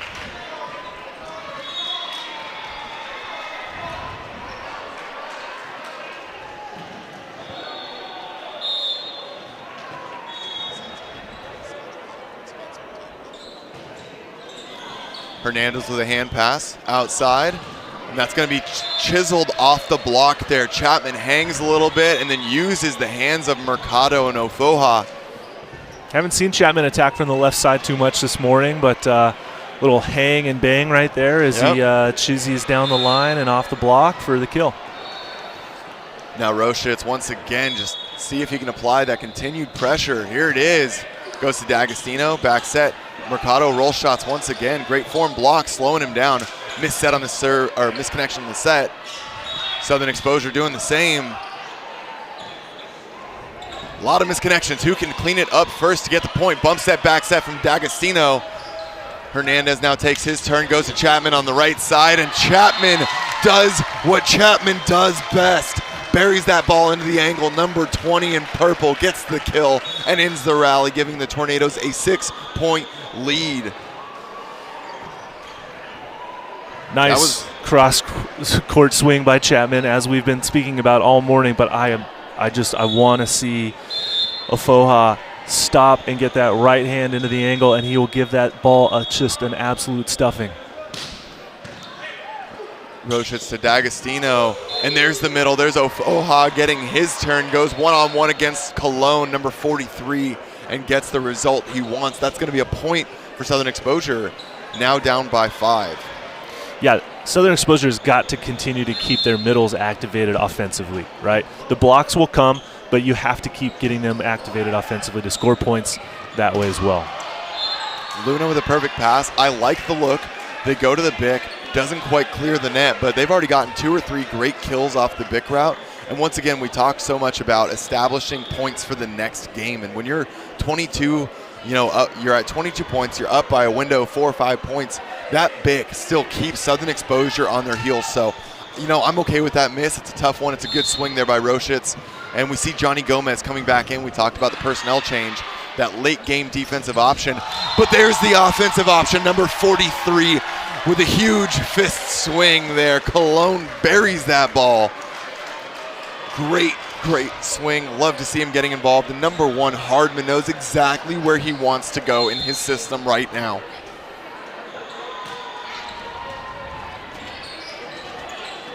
A little bit of offset from Rockline. Hand dug there by Hardman. Roshitz laying out for the boys, making sure his effort is seen, but not quite able to come up with that one. Great point. We've been talking about, how hard it's been for the outsides on the side of Southern Exposure, and Rockline able to get that one going for him. Yeah, Southern Exposure playing with a little more urgency here. See what Mercado can do from the end line. Hardman goes to Rivera. A little bit of a paintbrush. Lourich gets involved. One-handed dig there by Roshitz. And now Chapman's going to get the swing, but there's the block that we were looking for. Once again, huge triple block, and that's where I want to give a ton of credit to Sullivan. We're talking about taking away the angle, and if the other guys aren't making the adjustment, at least Sullivan is, because every time he gets in there for that triple, they're seeing terminal blocks. Yeah, the 3-man block's working well for Southern Exposure. There's the 2-man, but there's that line swing. We want to see that high point of contact, that rip down the line that a 6'8" Chapman is able to uncork. And he is really running away with the game on his own. It's a well-timed attack by him to go down the line after getting blocked. Set point for the Tornadoes here. Let's see what Chapman can do from the end line. What can he do? He can put an absolute hammer on the ball. Wow. And he is just winning this game.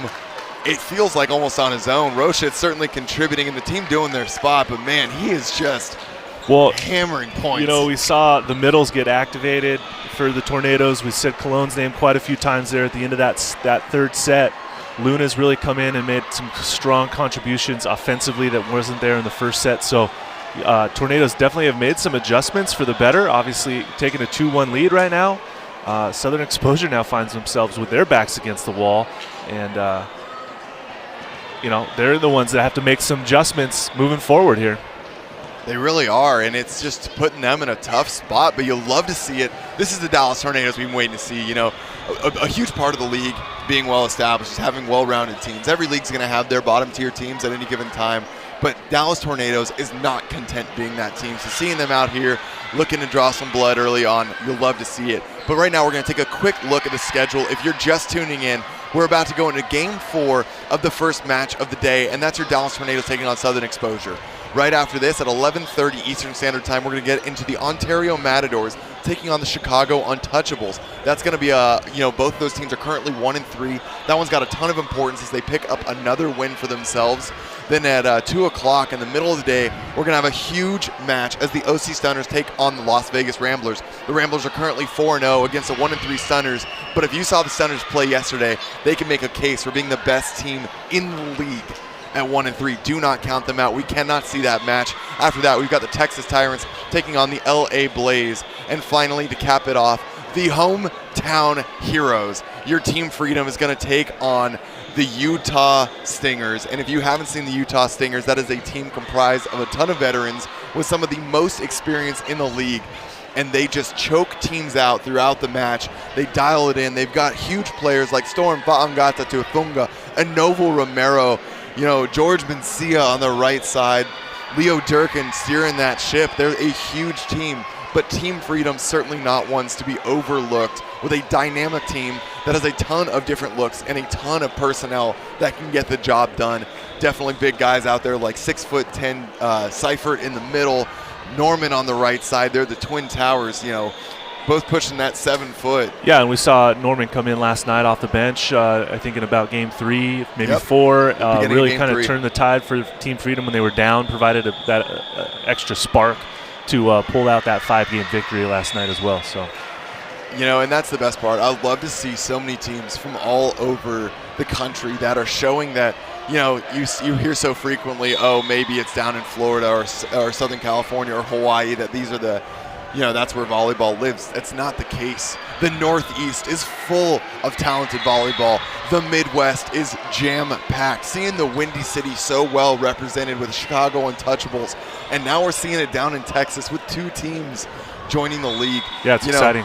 The future of volleyball is bright, and we are in on the ground level, so make sure to support the NVA, all of these players, and if you ever get a chance to see any of these guys, talk to them, say hi, tell them you're a fan, because the best part about the NVA is it's full of athletes that want to share the sport. They're there to grow it. They're happy to talk to you about what their experience is like. So if you're out here in Atlantic City and stop by, say hey. They're happy to take a picture. They want to share their experience. If you're going to be out in San Bernardino for events 3 and 4 and you're able to stop by, the same thing there. There is so much personnel with so much personality, and that's what makes this league so special. Yeah, absolutely. Getting ready to start game number 4 here. All right, pressure's going to be on Sullivan to see if he is able to, put some pressure.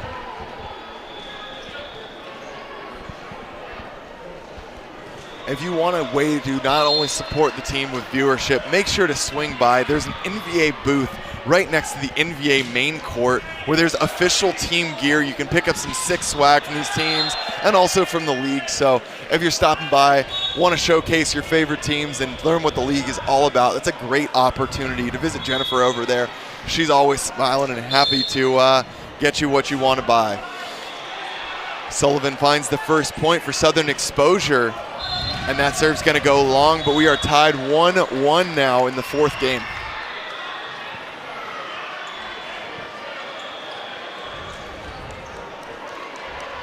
Quick look at personnel, and there's been no personnel changes based on how the game finished. Number 2, Eddie Mushikian, still battling out there in the other outside spot opposite of Rockline.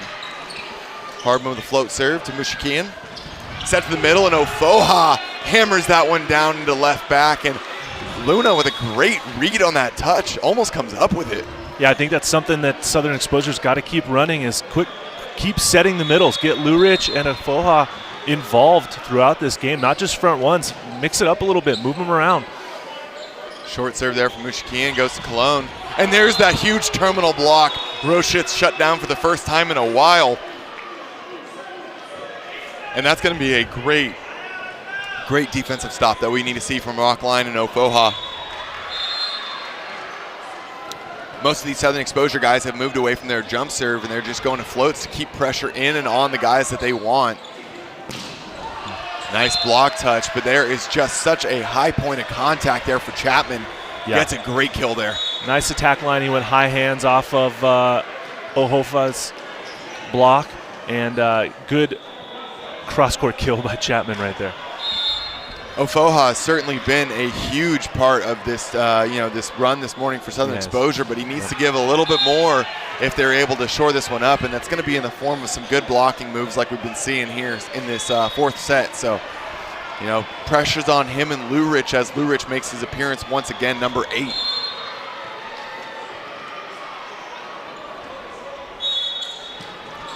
Floats her across court. High swing, dug by Sullivan. Little miscommunication. That's one of those things that you give up when the libero leaves the court. While the middle blocker is your front row general and they tell the team what they want to see from blocking, your libero is your back row lieutenant, and they're there to make sure that everyone's shored up, and if the setter's out, they know who's got second ball. D'Agostino now makes his return in black. And there's a huge crush down the line. Rockline was having some trouble getting things going later on in the 3rd there, but determined not to go silently into that night. Yeah, nice swing by Rockline there, and Chapman kind of looks back like, how did you get that ball past me? Yeah. That was a nice line swing by him.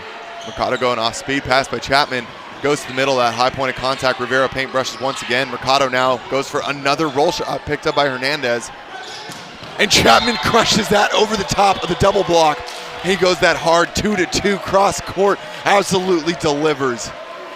Firing on all cylinders. He is unstoppable right now, and if Southern Exposure don't come up with an answer, he might just run away with this and finish this in 4. Yeah, I was just about to say that too, Nick. Southern Exposure's really got to figure out how to cool him down a little bit, or else this match might be over really quickly if Chapman keeps going as he started off game number 4 here. Set goes to the middle. Lourich finding his a little bit involvement, and you love to see that. Sullivan has such a great connection with the high flyer and Tim Lourich. He's got a great hitting window, stays open to Sullivan, and Sullivan just kind of feeds that one in past his shoulder. Lourich just has to get on top of it and put it down.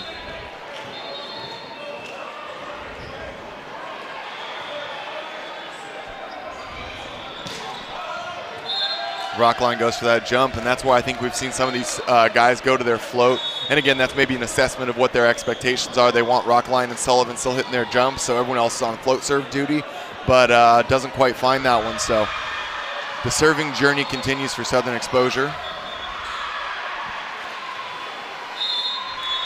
A little bit of miscommunication on a heard whistle. Bumps that to the outside. Mushikian brings this approach line inside. High ball to Chapman. Controlled roll through the triple block and uses a little bit of that size mismatch there between Lourich and Mushikian. He's 3 for 3 on the last 3 swings, and you love to see that. He is just terminal. Yeah, Southern Exposure, though, still, I mean, this game's tied, so still got a long way to go. Mercado crushes in and answers back, makes Chapman step in and get a dig, unable to come up with it.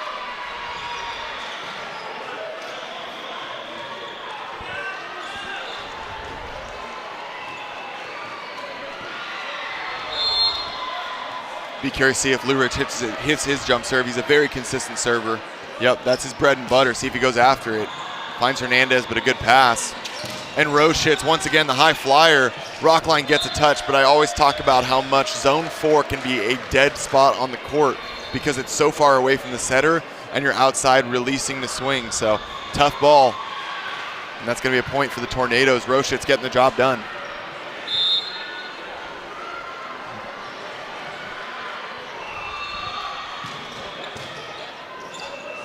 High pass, goes back to the middle. Ofoha dug by Chapman.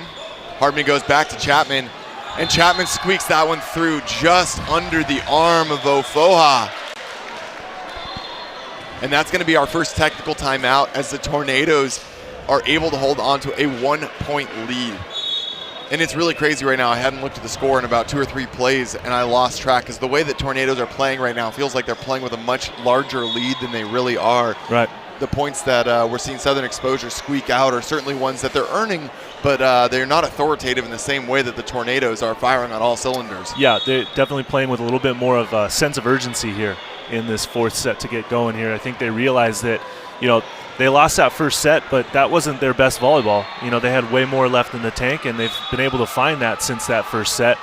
And Southern Exposure, it's sort of been spinning for them a little bit. They haven't really been able to find their kind of groove or their identity since that first set. So credit to the Tornadoes for counteracting that and continuing to roll with it through some adversity on both sides. But, again, 8-7 here. This is still early action in game number 4, and really anything can happen here. But interesting to see how the Tornadoes, if they're able to ride this all the way through and win this match in 4 games. It certainly is, and you said it from minute 1. Tornadoes is just waiting for that double espresso shot to hit the tank and fuel the engine. And I don't know if Chapman took a quadra shot there because he is on fire right now and absolutely wrecking through Southern Exposure. That's one of those things. Also, their service team cleaned up immensely. They were having a really tough time early on, and right now Hernandez is finding his stride a lot more. Glad to see that. Interesting. Rivera's had some misconnections there between him and Hardman. That's sometimes tough when you get a new setter, but we saw Chike Oporum, number 13, having a good day yesterday. But I think they're trying to give Rivera a chance to see what he can do. So definitely someone to keep an eye on for the Tornadoes as this event progresses. One-handed stab by Mercado. Bump set backwards from D'Agostino. And what an effort. D'Agostino to Mushikian, and that's what a bump set is all about. And you want to know why that guy was involved with Team USA? That's why right there. Yeah, great rundown by D'Agostino. Backward sprinting bump set, went all the way back across the court and results in a kill for Southern Exposure and a point. Sullivan hits that jump serve, tight pass, but in system. And Cologne just has the vision in the one-on-one, finds that little tip, gets over the top. You'd like to see the off blocker and number 13, Mercado there, get off and kind of see that one early, but a lot of good vision by Cologne and earns the point all the same. Short serve by Hardman. That big route that we haven't seen in a little bit since Hubbard Neal's been on the bench, and Rockline able to connect all the same. I like Sullivan being willing to earn those points, and that's the momentum we're talking about. Southern Exposure take a lead at 10-9.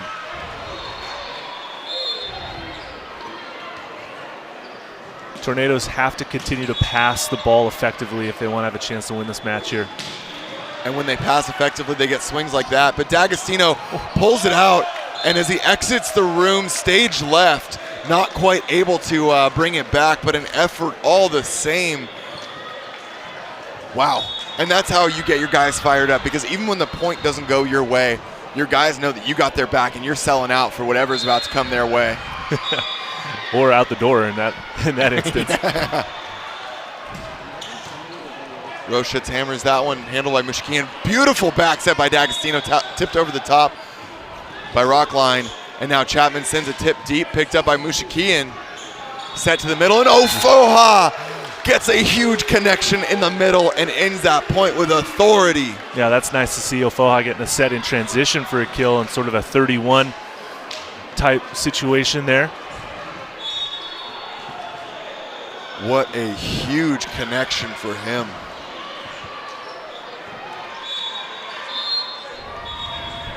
Huh? Back set chipped into the angle there, picked up by Mushikian, set by Sullivan.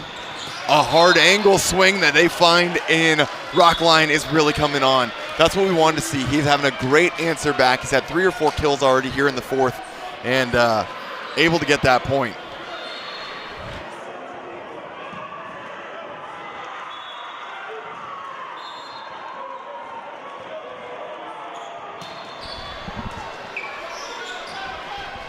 Luna from the left side, and his attack goes out of bounds wide.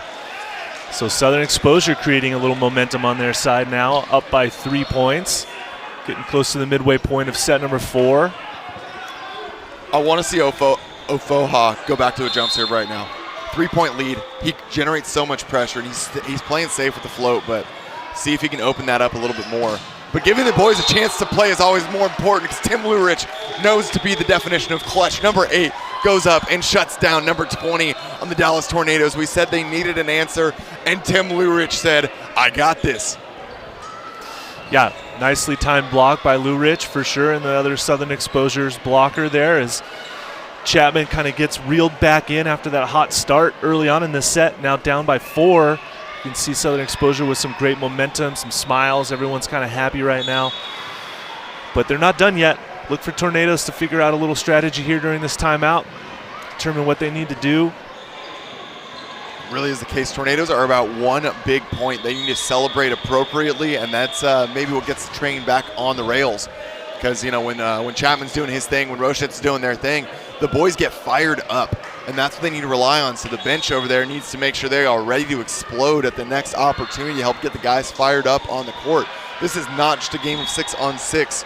You not only have the responsibility on the bench to be some emotional fire, but you've also got to be able to identify potential ways for your team to score, and most importantly, be ready to play. So a lot of responsibility on the bench too, equally important. Set to the outside, and Luna goes after it. That is the big swing and the big response we want to see from the guy who is determined to make a name for himself. Number 11 having a great match.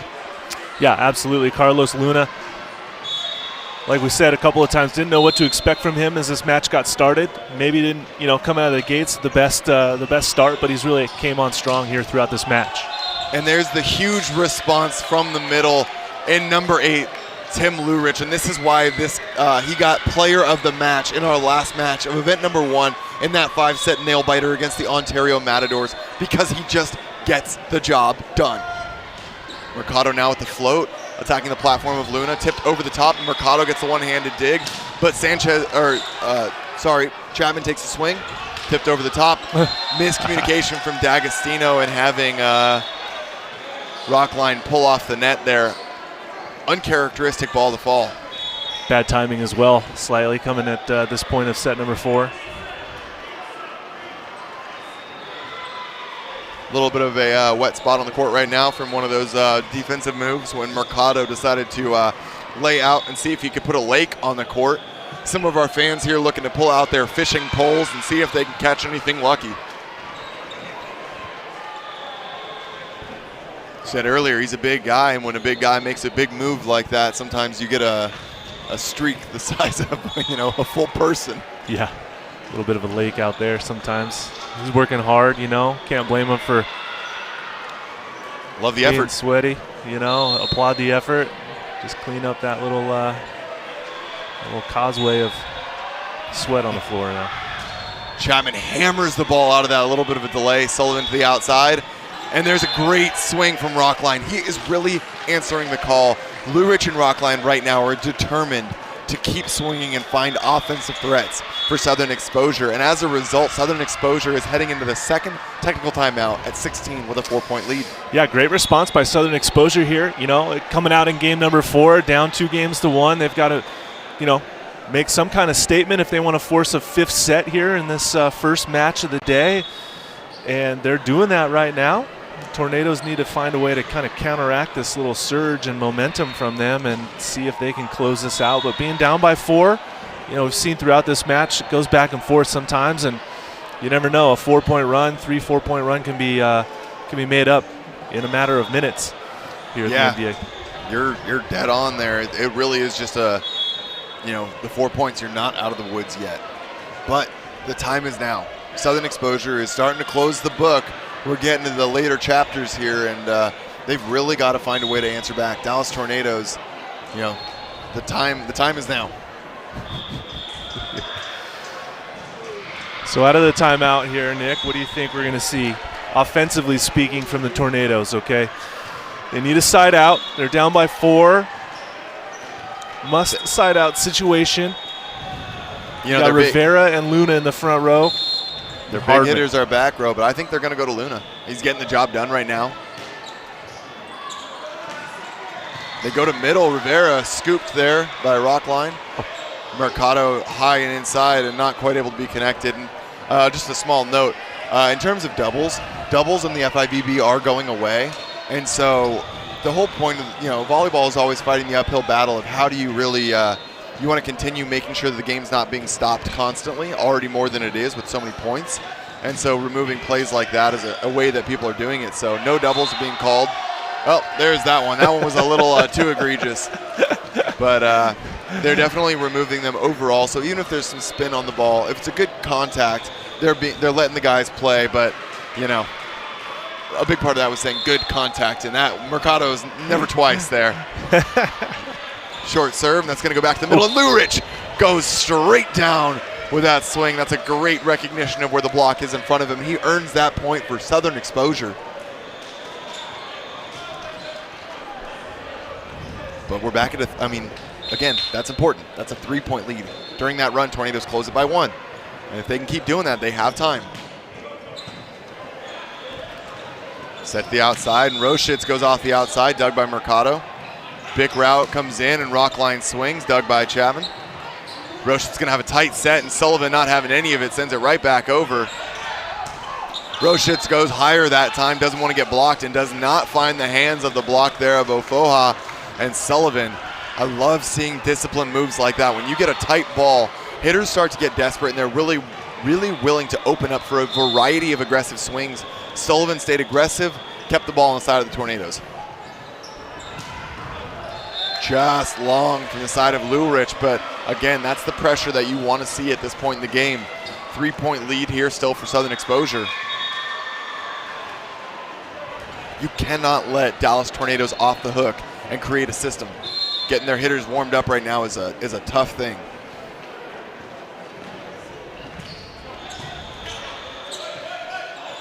Bump set to Mercado. There's going to be a net on the side of the Dallas Tornadoes. I definitely want to see Mercado continue to swing like that. You know, he's been going to a lot of tips in the middle part of this game. I want to see him continue to swing.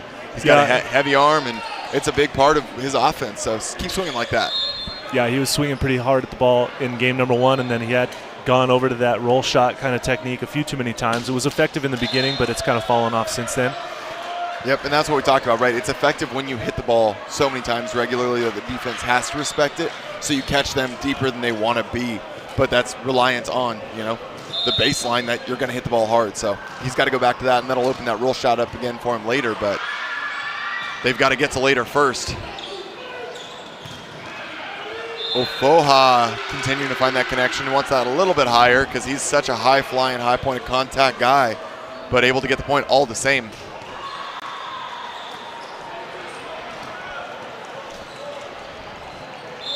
Comes Eddie now. Mushikian. Goes for that float. Hand pass by Luna. Set to the outside, and Chapman goes hard angle. Dag not able to come up with it. He loves the block, gives his guys a thumb up, and he says, hey, that's on me. I'm going to find that one. Yeah, Chapman's really come on strong, attacking from the left side of the court as the opposite. He's had some success over there. It's only that one rotation and serve receive when he does attack from the left side of the court, but he's been pretty effective over there. Roshitz has been lights out from the service line, putting Southern Exposure out of system. Covered well by Ofoha. Taken by Hernandez, set to the backside. Chapman looks to end the rally, and he does in the corner. Great cover there by Ofoha. Tornado's looking for a little bit of a lift, but he was set nice and low, just dug that one well, and that's a great cover move. But Tornado is starting to squeak back into that now, only down by 2.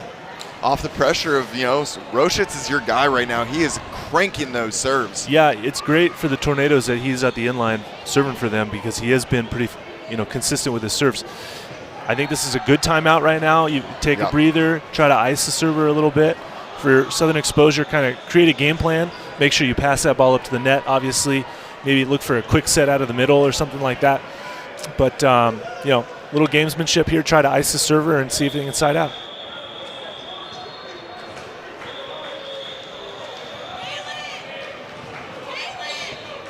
And one of those things that we were talking about earlier with the blocking adjustments that I'm noticing from Chapman. So we were saying, block that angle, because he was kind of swinging a little bit lower than he's capable of. But right now we're seeing him swing at such a high point of contact that even if you make those adjustments, he's getting great touches off the high hands. And that's what you expect to see from such an experienced hitter in Chapman. And it's really making him so unstoppable right now. So look for him to continue that. And that's what you want to see. Even if the line swing's not working as well for him, it certainly is right now working a swing angle. Ofoha not able, there was a little bit of a 1.5, not able to find that connection. Yeah, nice serve from Steve here. And now look, down by 1. They had time. They started, applying that pressure when they needed to. And this game is winnable for Dallas Tornadoes on a very, very real level right now. Nice pass by Dag. They go back to Ofoha, and he's able to squeak that one through Cologne. Cologne was about 6 inches away from a great block. That probably would have been a solo block there. Just didn't quite find it over the net. And Southern Exposure gets a little bit of breathing room at 21-19.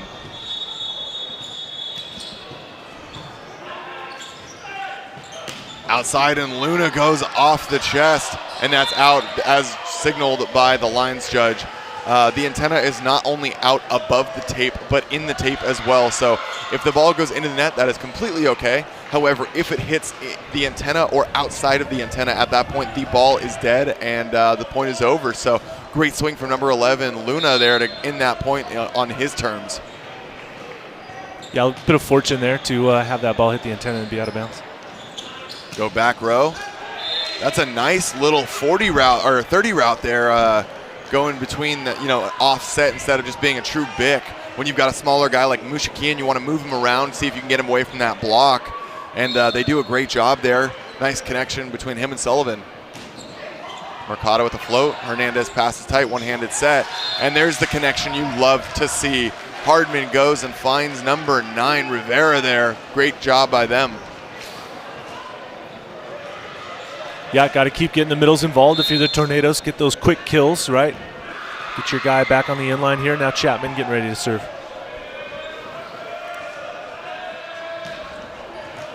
Just long. That is barely missing long, but that's a tough one.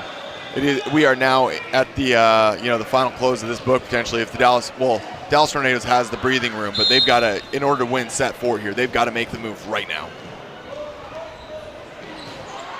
Rockline float serve in, hand pass by Luna.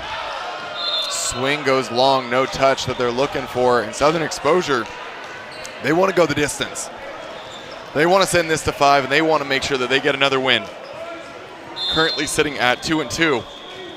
They want to get back above 500.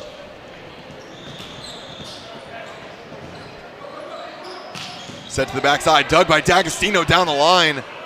Bump set to the outside. Mushikian challenges the block, covered by Lourich. Sullivan goes back outside to Mushikian, and he's determined to keep swinging. Covered in the back row by Rockline. High ball out. Mushikian swings once again off the platform. Hernandez dug off the ceiling. Able to be free-balled over by Luna. D'Agostino handles ball one. Dumped by Sullivan. Picked up by Chapman. Quick set to Chapman on the backside, and he goes into the angle. Mercado not able to dig it, and Chapman ends the point on his own terms. Great hustle by both sides. Love to see Eddie Mushikian, number 2, taking rip after rip after rip, but Dallas Tornadoes defense able to scrap. Take a breath, Nick. Take a breath. Hand pass there, quick set to the middle. Lourich off the chest of Hernandez, and there is the answer that Southern Exposure so desperately needed. Going to 5. We're going to go the distance. What a match to start the day. Why not, Nick? Why not have the first match of the day go the distance? Right? You know, we're here. We might as well get our money's worth. Hey, and if you're sitting at home enjoying this on a couch, what a great way to start your Saturday morning on this fine Memorial Day weekend.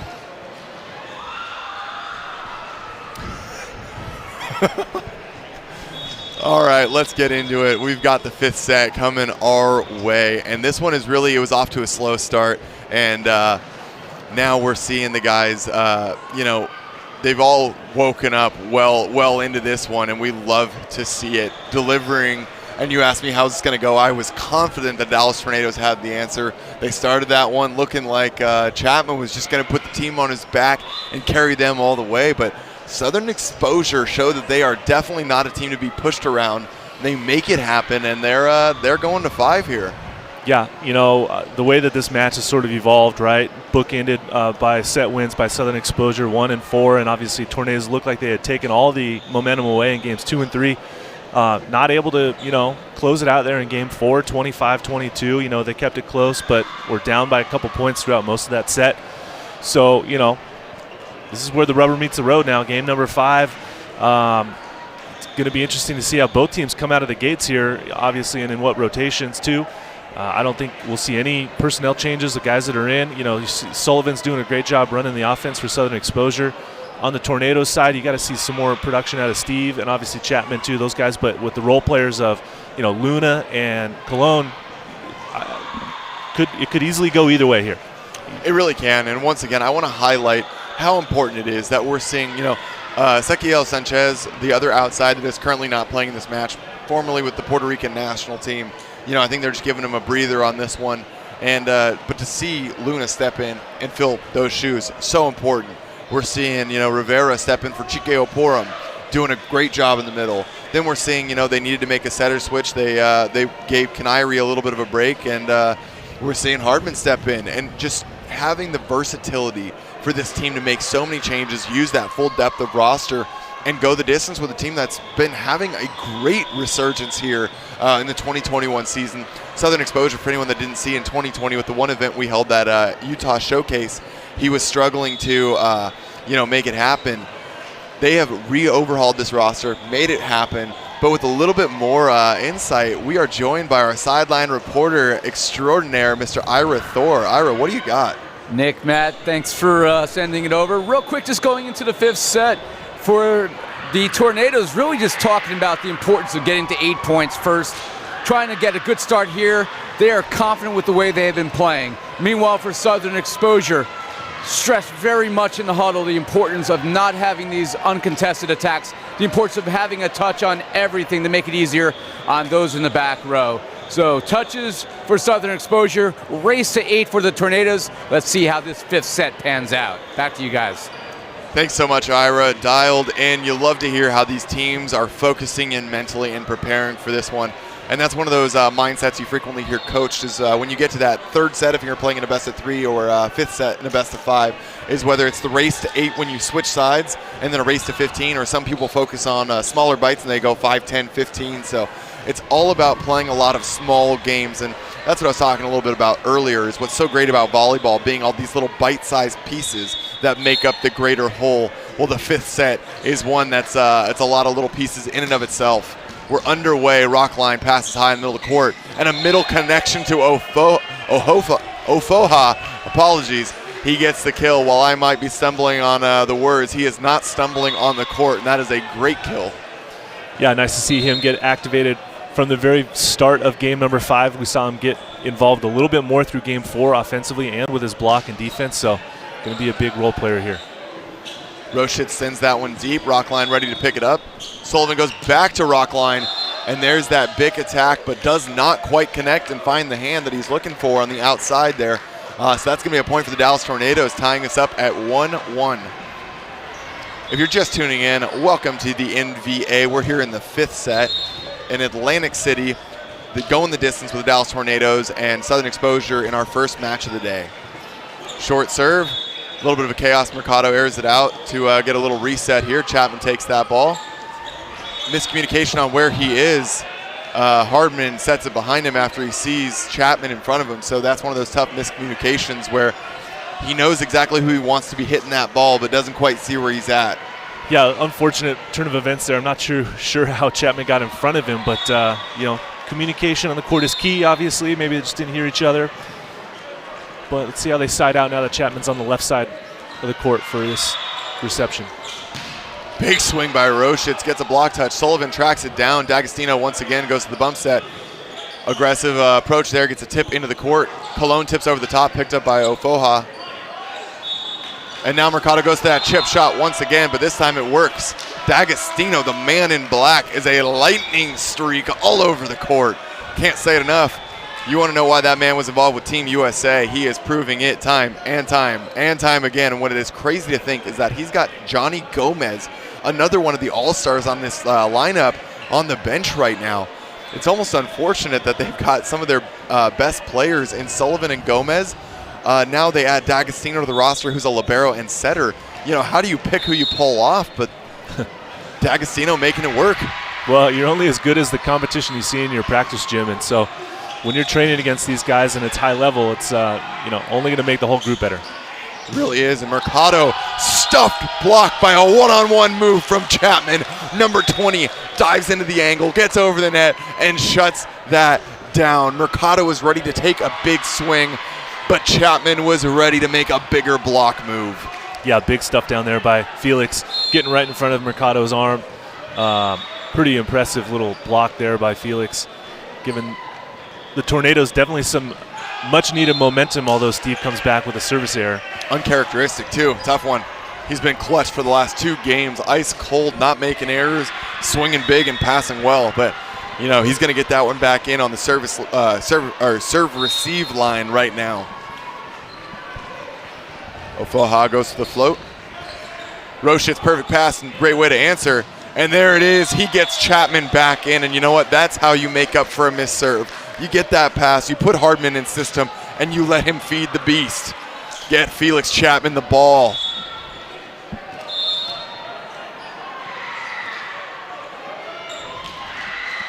Cologne loves short serves. That one was one of his shortest. Goes into the net. Too short. Too short. Too short, and not the right timing for that.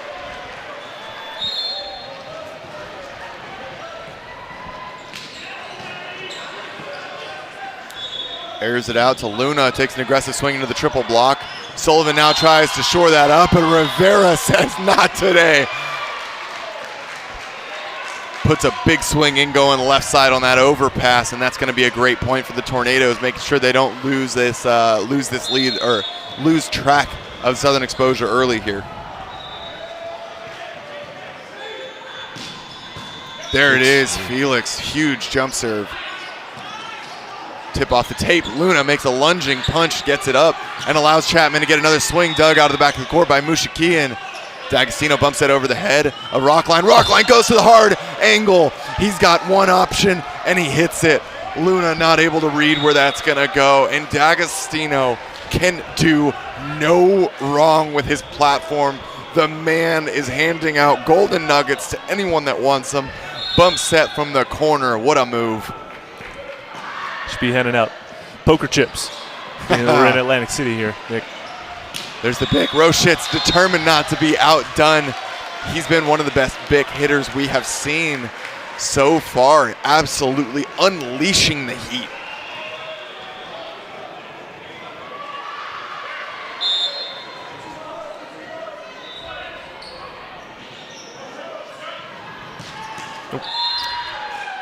Now is not the time for Dallas Tornadoes to experiment with the missed serves. They've got 3 in a row from Steve to the short serve to, to that one right there. Got to start getting that one going. Yeah, there's got to be some serve strategy being employed here, and blasting it into the net in the 5th set is not really going to help your cause. Southern Exposure with a 2-point lead. If they can get this point, they're going to switch sides at 8-5 on their own terms, and that's going to go down. And that's a point there for Rivera. Great answer back. Early on, he was paintbrushing a couple balls, but in the second half of this game, he and Hardman have found their connection, and it is well established. Great kill out of the middle. Serving substitution, and we're going to see number 4 heading out for the Dallas Tornadoes, and that's Luis Vasquez. One of their outside hitters. They're going to bring him in for a little bit of additional defense, see if he can create some serving pressure for their middle. Airs out an easy ball, but it's in nonetheless, and that's going to be a kill for Ofoha. I mean, on one side, I'm glad he put it in after so many missed serves, but I mean, that's as easy as it gets, and if you put that serve in at this level, it's going to get rammed right back down at you. Yeah, I agree with you on all levels there, Nick. It was just too easy of a serve. Credit for making it, but if you're just going to lollipop it over, you're going to get that result pretty much every single time. Especially with the likes of Ofoha up front. He's more than ready and happy to slam that one down. Yeah.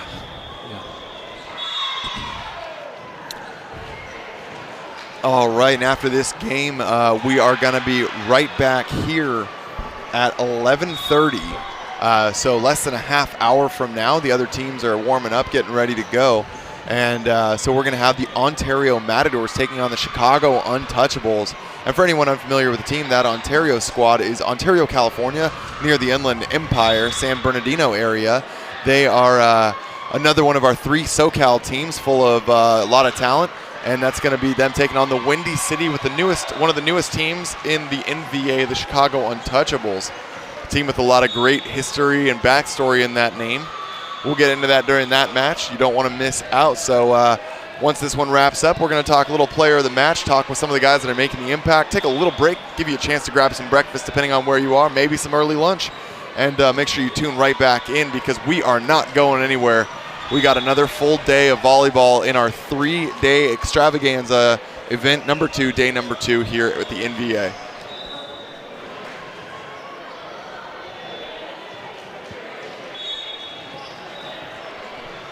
Technical timeout there on the 8 as the court switch occurs. 8-6, 2-point lead for Southern Exposure. Sullivan with the ball in hand, ready to start hammering this one home and see if he can open up a lead.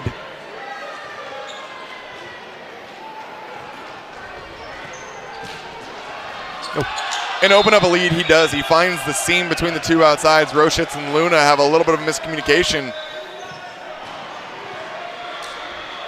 Nicely timed ace by Sullivan to attack the seam. We saw that earlier on in this match. Southern Exposure going back to that early success of attacking the Tornadoes' passing seams with their jump serves. Tight pass. Cologne once again. Mercado able to dig the dig there from Sullivan, but Mushkia not able to keep down out of the antenna. Good point for the Tornadoes. At a crucial time nonetheless.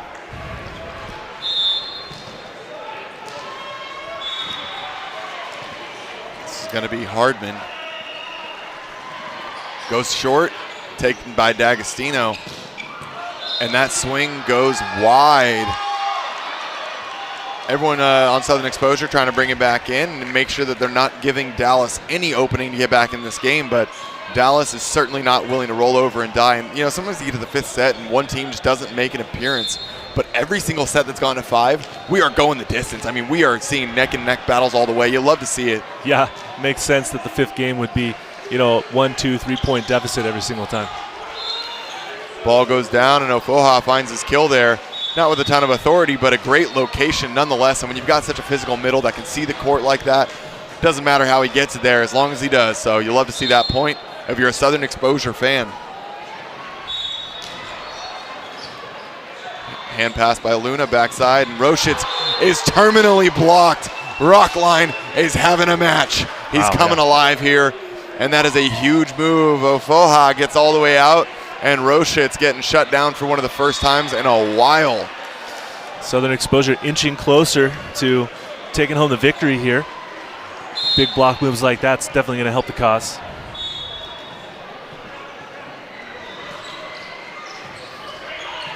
High pass here. It's going to be a little out of system. See if Chapman is able to get it off the platform of D'Agostino. Great angle swing. Really sharp swing from off the net there by Chapman.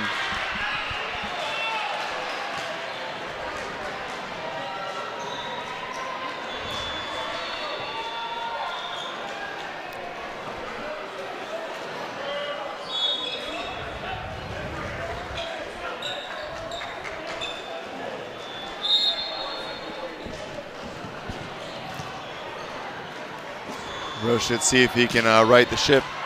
Nope, back-to-back missed serves. Tough serving efforts here for him in the fifth. Hate to see Tornadoes get bit by the service error bug right now at this point of this match.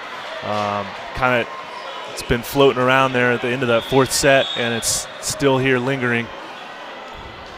And once again, you're seeing the experience from the Southern Exposure coach as they use that bench. We're going to see Johnny Gomez, defensive specialist, coming in as a serving sub here for Ofoha, who's been, he's gone to his float serve to keep it in and mitigate errors. So as a result, they're saying Johnny Gomez can do at least that as well and give them a great defensive look, even if it's for one rotation. But that's to talk about roster management. How do you get all those guys on the court? And that's knowing that you can rely on Johnny Gomez in a high-pressure situation to come in and get the job done. Southern Exposure more than happy to make that sub. Yeah, if you're not on the court, you want to get on the court, you got to be invested, from the sideline. You got to know when you have an opportunity to maybe make it a improvement or adjustment to your squad, and when your number gets called, you're ready to go because you're aware of the situation and going in and serving off of the inline or off of the bench is one of the hardest things to do. Yep. But if that's when your opportunity comes up, you got to take full advantage of it. Certainly the case here, and it is 12-9 as we get ready to go.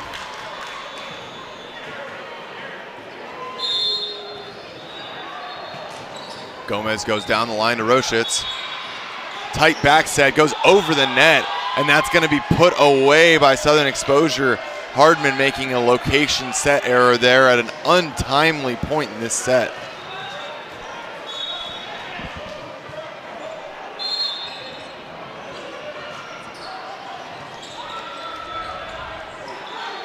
Back again to Chapman. That set goes over the net again as well. Johnny Gomez jump sets. Good scoop by Luna. Here's Luna on the left. Three-man block, slap back. Hardman goes right side to Chapman. Blocked but covered. Outside to Luna. Roll shot, scooped. Here comes Mercado. His little roll shot gets picked up. Chapman again. Blocked back. Luna again. Blocked terminally that time. Wow. Nice block and defense by Southern Exposure. If you're tuned in right now, welcome to the Block Show. You got some free tickets here on the NVA. Southern Exposure giving you front row seats to what it's all about. That is some very disciplined moves, and that's why Tim Lourich is one of the best in the business. Squaring up, getting all the way out every single time. The man works his butt off. Gomez goes to the float. Luna puts that one high in the middle of the court, and it's going to have to be a bump set to the outside. No blockers up against the best hitter on the court for the Tornadoes. That's a bit of a mental gap there for Southern Exposure. But Felix Chapman says, thanks. Here, take this one with a little bit of heat on it. Don't quite understand that strategy there. No blocker up. I know it's match point and all, but got to finish the game all the same. Yeah. There you're getting a close-up at Derek Sullivan. The man is a Belmont Abbey graduate as well as a current coach in the collegiate system. But, he's just been such an intelligent player to get this Southern Exposure team above 500 and getting some wins. Mushikian not able to connect there. Little miscommunication there. Not too sure why it chose to set out of the back row. You've got three hitters across the front row. It's match point. Let's use one of our front row attackers and finish this thing up. There's the back set. Mercado goes hard angle. Not able to find the kill he wants there. And Dallas Tornadoes looking to make a little late game run. But Southern Exposure wants to shut that one down early, throw a little bucket of water on that fire, and, with a 2-point lead still in their favor, they're going to call this timeout, talk to the boys, and plain and simple right now, I think it's going to go in front of the setter. Sullivan's either going to go to Lourich on a good pass or Rockline. I mean, those guys have been delivering time and time again, and tried and true. Yeah, back-to-back hitting errors at match point is borderline unacceptable. Maybe one hitting error, but two not acceptable. If I'm the Tornadoes, I'm keying on a quick set to Lourich right now, maybe playing a little bit of a trap game, move over one of my blockers and maybe commit on the middle and send 2 blockers over to get in front of Rockline and see if they can get another stop there to give them a 13th point. But I agree with you, Nick. It's got to be either a quick set or left side attack here to try to finish off this match. And those are that's our takeaway, but the big thing to remember here, it's a big game of cat and mouse. If you show too early trying to help on blocks, Derek Sullivan is going to see that, and he will more than happily set it right back to Mercado, who will put that ball away. We're going off the assumption that Mercado, there's a full block in front of him, so that's where the value of a great setter like Derek Sullivan comes in, because he is looking for who's going to be the open hitter right now. And the open hitter is Lourich in his eyes, but Lourich just misses wide. And now that's 3 hitting errors in a row. Mercado missed the court, Mushikian missed the court, and now Lourich. So if you're a blocker, you have a good sense that they're going to be going to Rockline, so he might have a pretty big block in front of him. Luna serves short, taken by D'Agostino. Outside to Rockline, and now he's getting blocked and reset. Chapman might be the answer, and he is. He goes into the hard angle. The Dallas Tornadoes have been put with their back against the wall, down by 4, and they find a way back in, tied 14 all. Wow. What a response. Wow. Unbelievable. They stopped every offensive possibility on Southern Exposure, and they earn extra innings. But Lourich said, hey, we might all be missing there, but I am determined to end this one on my own accord. 15-14, Southern Exposure. Tim Lourich determined to keep them on his back. And now it goes over to the Tornadoes to try to side out in order to stay alive here. Mercado bangs an ace, and that's it. That's the ball game. Wow, out of nowhere, what a serve. Mercado spends 5 games working shorts, going back and forth, missing some of the net, and then he uncorks that one with some force down the line, catches Luna outside his body, and just like that, it's over. Wow, what a serve. Tornado's a bit speechless after fighting to come back down 14-11, just to have Mercado go back with his 2-handed toss and just absolutely snap off an ace down the line. Whew. They all stood around like, what just happened? I mean, you and I weren't even ready. Nope. That just, he cracked that ball. What a way to end the game. You get critical throughout the match when there's some missed serves, some untimely stuff, and Mercado has some tough ones there. But that's what great players do. In great moments, they make clutch plays, and that's what we saw. Yesterday, a great example was that battle between the Ramblers and the Stingers. You saw Brandon Rattray had some tough 3rd and 4th games there, but he gets into the late part and he hits 2 back-to-back aces for the walk-off as well. And yeah, great players, like I said, take advantage of great pressure moments. Who steps up? Mercado takes care of that. Once again, he kind of set hook and bait. He's been doing that 2-handed short serve the whole day, and he just got it right there at the end. And that's the value we talk about, right? You keep hitting, he's doing the same toss. So when you've seen that same toss yield 1 of 2 serves all day long, you're pretty confident what's about to come your way. And all of a sudden he just cracks that down the line, a serve location with pace that no one has seen all day long. Yeah. And having that little ace up your sleeve is what it's all about. And that's why these guys have been playing for 20 years. They've developed the shots, the tips, the rolls, the serves, and they've developed a mindset. And that's the difference. There are plenty of players across the country that can make big-time swings. They can look good on Instagram. But when you put yourself in front of the camera on a court among great players that have played all over the world, it is another level, and it is asking these guys something else to be able to perform. And perform Mercado did. That's a great point. Yeah, so let's talk about really quickly the Dallas Tornadoes now, as they find themselves now 0-5, winless still in the NVA throughout this season. They showed some good character there, losing that first set and then coming back, winning sets 2 and 3, obviously fighting until the very end, being down 14-11 and bringing it back to 14-all. Where does this put them, do you think? You know, I think it's a tough spot. But again, they're one of the newest teams in the league. So I don't necessarily know what I expect to see, but I'm happy to see that the team is continuing to gel, make roster adjustments, and give us something to cheer for. But to hear a little bit more from the team that was successful, we've got Ira Thor on the sideline with the player of the match. Ira, over to you. Thanks, guys. I'm with Kyle D'Agostino. Obviously, congratulations on the win, but before we dive into the match, you got to give us a little explanation. What does that necklace mean? I'm just a cool guy. I don't know. It's we give it to the coolest player on the team, and I guess I was the coolest player for that match, voted by our team. So it's a good look for you. So, end of the match, it obviously got very hairy there down the stretch. What was the difference? Be able to hang on, and what was a really back and forth final set. They're down 4, and we're able to battle and force extra points.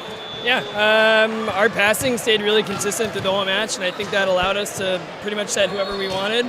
And right there at the end, we made some untimely hitting errors, but, you know, we kept our passing strong and had faith in our hitters to get it done at the end. What does it say about your team to have the wherewithal to really face adversity there and still battle back and take the victory at the end? Totally. I think that's a pretty solid rebound after yesterday's performance against Tyrants. And, you know, I think that's the kind of confidence boost that we needed going into tomorrow and even going into the next weekend and possibly the championship. And the last question is, obviously, yesterday you didn't get the result that you guys wanted. Came back today.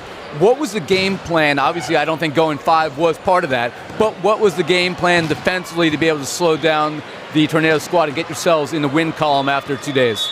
Well, we know they had some big hitters, and we got some big blockers.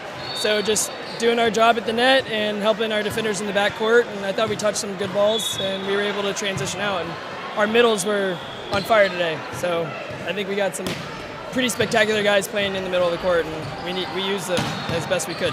Oh, great job by you leading the defense, and Southern Exposure with the 3-2 win here on day 2 to get us going. Back to you guys.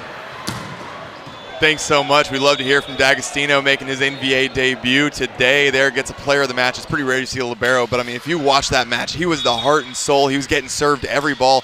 Kind of something we were critiquing from the side of the Dallas Tornadoes, but all the same, he handled the pressure, never cracked. He was delivering great bump sets from all over the court anytime Sullivan was out. He was laying out across the court, running out the door to the gym. He was doing it all. And when you've got a guy that's willing to make those efforts, it's really easy to keep the rest of the team just focused on their small things. The hitter's hitting, the setter's setting. And, you know, finding a libero that can make that happen is so, so critical and a great boon for that team. Yeah, congratulations to Southern Exposure and Kyle D'Agostino for player of the match. But what's on tap next, Nick? All right, up next, we're going to be back here in about 10 minutes. We've got a quick break, and we've got the Ontario Matadors. They're going to be taking on Chicago Untouchables. A lot of new faces from the Chicago Untouchables, added a couple hot names. And really, it's a bunch of those names that we saw back in Utah when they were playing under the Tennessee Tyrants. So a bunch of those boys returning, one of the most fun rosters to watch that time. So stay tuned. We're going to be back here in just 10 minutes at Harris Casino. We'll see you back here shortly.